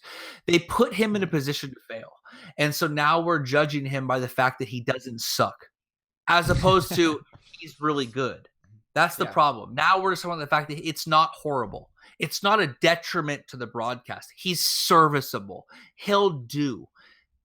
I mean, and I don't agree that the tidbit of information that when your spine becomes inflamed and it stops being inflamed, that it hurts like hell. I don't think, like, agreeing with Paul Espargaro and all the pain that he was in recovering from his injury, I don't find that to be very interesting. I want to know all the other things, especially I mostly just want him to ask the questions that other people aren't willing to ask, because all the stuff that he's saying and trying to relate to the writers, I agree, or I believe the writers. Like, there's no point at which I thought like, oh yeah, breaking your collarbone, like that really sucks. That kind of So hurts. the race is only 50 minutes long. It's a sprint race. There's no pit stops. Time is of the essence. Efficiency in your speak, how you talk, how you enunciate is paramount. Would I love to see Simon have his own show? 40 minutes after every race where he interviews, talks to the racers, connects to them on a visceral level because he's one of them and he can get things out of them they might not speak. Absolutely. If he That'd sat be him fucking down, great. yeah, Sit him down, have a talk, at the end of every weekend, do 3 long form interviews. He's got a great long form interview voice because he can have a conversation. He can lead into different questions. It feels natural. Does he have a voice, cadence, and ability to interact where he can efficiently get interesting information out in 22 seconds, in 15 seconds, in 8 seconds? No, he doesn't. He's terrible at that. He's almost worse now. I feel like he's actually going longer because His confidence has enabled him to talk longer. Yeah, he's now asking he's now adding the tidbits in front of the questions, and it's making for, instead of 90 seconds, it's making for 3 minutes. And then the question is more complex, so the interviewee takes 3 times as long to answer it. And I did think that it was detracting from the broadcast slightly for him going long. But I thought the same thing about Dylan. You wouldn't hire me to talk for 20-second sound bites because I wouldn't even be finished with my thought in a minute. You know what I'm saying? But if you listen to our interviews with Kyle, if you listen to our interviews with Josh or Carol, or you listen to me and Dennis wax poetic on the nature of motorcycle design, I have an ability to enunciate and bring forth complex ideas over time. But I'm not good at talking efficiently like that, like where, hey, hand me interview in the next 5 seconds. The most interesting thing we did at Moto America was when I talked to Josh Hayes for 20 minutes. With Rob telling you, hey, I thought you were going to keep it short. Right, but keeping it short is not my forte. And I agree. Nope. I wouldn't want to be, you wouldn't put me in that position to fail. The same thing with Simon. He's put in a position to be serviceable at best when his skill set is actually uniquely what they should do, because they have their own broadcast content, MotoGP.com, is Simon should be hosting his own after the flag style show that includes him interacting with other riders. In a round the table format, not a I'm just telling you what happened. In a long form, free flowing interview format. Right. No, that would be very interesting because it would present information that we likely wouldn't get out of something else. There's me off the cuffs telling Dorna how to fucking better their product, and everyone listening agrees. And they're only going to offer you $25,000 a year. Yeah, assholes. Exactly, motherfuckers. All right, 25,000 euros, 25,000 American dollars. Oh God! All right, last listener question. We actually just hit 2 hours, and I'm shocked. I'm not appalled, but I'm shocked that just a Kevin and Rob show was able to go this long and have some good energy the whole time. So, Dario Maselli, i.e., the bro who is unsure. Wait, this is the most complicated shirt order ever. Holy God. Apparently, New York apartments don't like it when you ship things to people that are addressed to someone that lives there, but they're not on the lease. The wrong stoop. Send it to the wrong stoop. But Dario got his shirts. If you haven't actually purchased a shirt, if you don't have one, you could message me. Fuck you. You ain't got none. You could message me. Oh, all right. No, Dario wants to know. Not me. Stop asking me for shirts. I don't have any, and I don't have the time. Message Rob. Rob. I don't have the time either. I'll have more time when after Barber. All right. Dario wants to know, could you guys maybe talk about going racing for under 5K? I want to get into club racing / track days on the East Coast, but not really sure where to start. Kev, I feel like you had an interesting point. What's your one solution for this?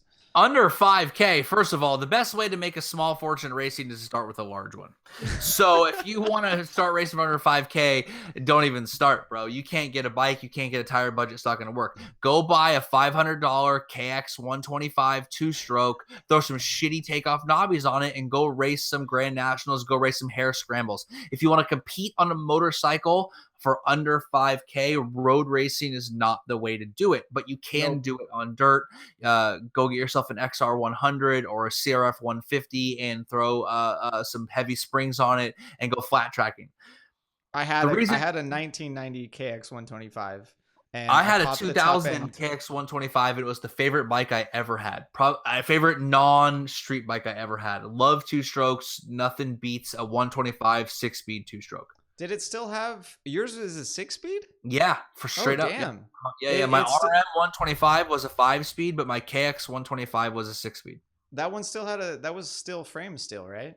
Yeah. Still had a wishbone like style frame that was like glaringly obvious green frame. Until your boots wore the paint off or the powder coating off the correct. sides. Yep. Correct.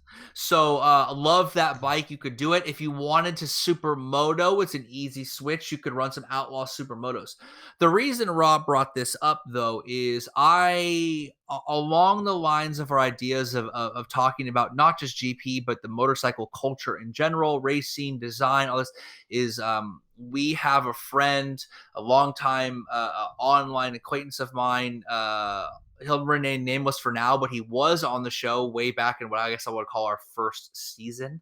And we have as about a different political and socioeconomic views as possible. But he's the president of AFM, the American Federation of Motorcyclists, the oldest FIM sanctioned club racing organization in the United States.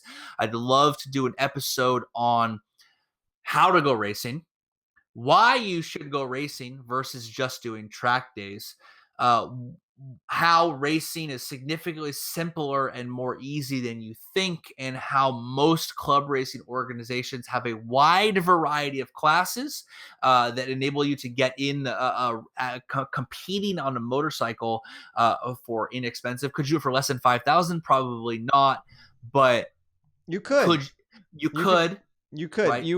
You unfortunately, like, I don't know about the East Coast. On the West Coast, if you tried to do it for under $5,000, you would likely be racing against yourself, or you would just be on something clapped out and would not be competitive. But at the same time, you're new. You're not going to be competitive anyway. So and that's interesting. And I've wanted to talk to Berto about this for a while. One of the things that's different from when I first started. Remain nameless. Not his actual name. One thing I wanted to kind of, that's interesting is it's not the days of like joining a 600 production class and having 75 guys on the grid. My first AFM race I ever had 75 guys on the grid, and I started 72nd. Brutal. And for a 6-lap sprint club race at Sears Point, which I had never ridden before. Those days are gone. Those days are gone. Novice classes are available. You get split up into more experienced groups. Could you do it for under $5,000? I'm not so sure, but I'd love to have an episode with that guy. We've talked about it. We're going to continue to talk about not only how to go racing, but why you should go racing as opposed to just doing track days. So here's why I think that it is possible for under $5,000. Okay. Dario. In my garage, there is a 2009 CBR 600 with K-Tech 4 cartridges, HRC ECU, and a Penske rear shock, and bodywork and rear sets and all that good stuff. And I even have spare wheels that I will sell you for $3,500. Oh, shit. At which point, all you need to do to go racing is buy tires.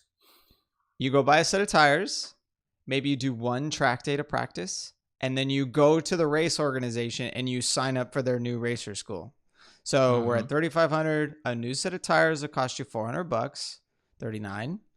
You buy a track day, $200. You sign up for the new racer school and you buy another track day. What are you now at? You're under 40. You're at $4,500. Now you sign up for 2 to 4 novice races, $5,000. You buy some pump gas. Track, you've competed. Yep. You've competed for $5,000. Yeah. So I suppose I was viewing it as, could you race a season of club racing for $5,000? But could you get on the track, compete in multiple races in a weekend for $5,000? It's eminently doable. You could make it to the track for $5,000 and compete in a race.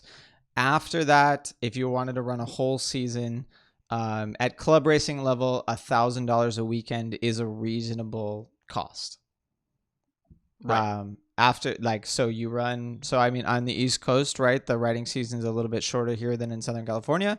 Maybe you run 4 or 5 weekends. It costs you $5,000. You don't crash. Things are great.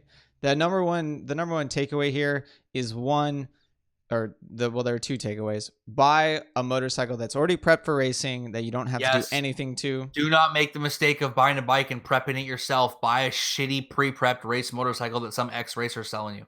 Exactly. And the second thing is just do it. Like they're Wera, like I've talked to the head honchos of Wera a couple of times about this specific things on forums. There have been plenty of instances where people never went and did track days, showed up to the racer school, learned what they needed to do, and went racing right away. Kev, too. I did one track day with Kegwins at the track. And again, I'm not anyone of talent in terms of motorcycle racing. I certainly ambition outweighed my talent. I did one track day with Kegwins at the track. I signed up for a new racer school put on by Pacific Track Time. Jim Race from X Motopod was the guy who ran it. Oddly enough, that's really throwing it back. He's gone. We don't know where he is. He's in Mexico. I mean, I know that, but I don't know where. Yeah. Okay, so he taught my class, and I did a race. I raced like 2.5. The question is, do you want to race, compete, and feel the rush of competition and the focus it gives you, or do you want to run around and be a hobbyist on the track? Honestly, your career doing so is probably going to be about the same number of races, the same number of years before you move on to other things, or not. I don't know. 2 to 3 years. 2.5. 2 to 3 is the average. Yep. But it's doable, and there's something to be said about honest competition that is more fulfilling than just running around doing times. And then you have your track timer, and then when everyone asks you, you subtract 1.5 seconds and you lie to their face. And oh man, I'm the opposite of Kev. I did 9 track days over 3 years. I not that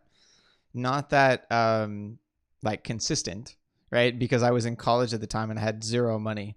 But it was literally buy a set of track tires, run them for 3 track days, and that was all I could afford. And then after that, I went racing, and I won my first 2 races and podiumed on the next 4 at tracks I'd never been to. But I also have significantly more experience. I have a shit ton of experience in motorcycles before doing all of that, and obviously put in the effort to be where I am today. So yeah, honestly, the number one takeaway here is just go racing. Just go. Do it. Yep. It's punk rock. You think Joey Ramone talked to his fake brother and said hey, can you play the guitar? Fuck no, I can't. But we're going to play it anyway. It's punk fucking rock. Neil Gaiman said the same thing about writing. It's punk rock. Just start doing it. Yep. Just do it. Figure it out on the fly as you do it. Charles Bukowski famously said, be self-taught. Don't think you have to win your first race. Just get out there and fucking compete and see what happens. And the cool thing is especially in club racing, but even in Moto America, everyone is there to help you accomplish your goal of finishing the damn race, of being in the race, finishing it, and having a good time, right? The guys you're supposed to beat will give you their spare rear sets. When I talk about we'll end on this, but when I talk about how there's the camaraderie and the mutual respect and the connection in fighting a dude, right? You might actually be bros after the fact. Yeah, you're competing against each other, but when you are at the track days, there's a bunch of aloof, rich shitheads who want to fucking play superhero. Fuck all you. The guys, you know what I mean? The guys at the track who are racing, who are lining up, are in an exclusive club and connection and understanding that the dudes who are your rivals will do everything they can to help you get on the track. People you don't know will do everything they can to get you on the track. It is a level of camaraderie that we miss so heavily in our modern culture. It's a level we are so alienated from everyone and everything. And you go to the track, and for that Friday, Saturday, and Sunday morning before you head home, there is a communal connection that you're going to find in very few other places in your life. And that's the number one thing I can tell you about going racing. It's not club racing. It's not about winning. I mean, it's good to win. It's not about running the greatest lap times ever, but it's good to do your best. It's about, at the end of the day, doing your best amongst a bunch of other guys who want to do their best and want everyone else to do their best. It's rare that you will find a group of people who all want each other to rise up for the sake of rising up. What is the phrase that you say all the time? Rising tide raises all boats. Right. Right? I mean, one time, like, I crashed and needed to borrow a helmet, and someone let me borrow their, like, custom painted, like, monogrammed. He probably didn't even fucking know you. He knew of me. Right. That was about it. Yeah. He was also a Robert. Thanks, Robert, for letting me borrow your helmet that one time. I mean, the last time I was at the track, I just showed up to help out a friend and wasn't even racing. And some guy like sent his girlfriend to Cycle Gear to buy a battery. And I gave him, like, I had some Cycle Gear, like, sponsorship coupons, and essentially got him $50 off a battery. Like, that's the thing that, like, club, like, that whole community, that's exactly what it is. It's a community of people trying to help each other out. We, unlike Romano Fenati, everyone understands that it's dangerous. They want to make sure that everyone has the easiest possible time to make it safer for everyone, and so that everyone can have a good time. There are occasionally those assholes that take it way too seriously, but they're so few and far between. Just go racing. Just do it. Right. Yep. But all right, we went. This might be the longest. It will make you want to be a better person, surrounded by people who want to be better people, even if it's just for 2 days, even if it's just for 16 total hours. Yeah, that's the best thing I could ever tell you. A bunch of men and women in the spirit of competition for the sake of doing so. It's a cornerstone of classical Greek education, athletic competition. Don't get me waxing poetic. I'm just saying. You're doing it by yourself. It will remove. It will remind you of your connection to other people. Go race right now. Straight up, do it. Every time you say that, I just think of, like, the classical, like, Olympiad, where they just competed, and they doused each other in mud or wax or something, and then went wrestling or whatever nude. That's Kev right there. Right. That's what he does for BJJ. Bada boom. All right, everyone. This went way longer than you're actually going to watch, but I know that a bunch of you are going to listen. Actually, Kyle Wyman told us that he makes sure to listen to the end for all those nuggets that are at the end of the episode. Mm-hmm. And you know he drags Hannah into it too. Yeah, exactly. This might be our longest episode ever. It's now 2 hours and 15 minutes. Bada boom. All right, Dario. Good question there. We're going to expand on that for probably a full episode sometime later. Once we, maybe we'll get Berto. Maybe we'll call up Sean from Wera too, or Evelyn. But thanks for listening. I don't think you expected 2 Kevins on this episode, but it happened. Right. All right, everyone. Like, share, and subscribe. Check out Writer's Law if you need any legal help. They will take care of you for sure. If you're on iTunes and Google Play or Spotify or Stitcher, please tell your friends, and thanks for listening. And we will catch you probably next week. Peace.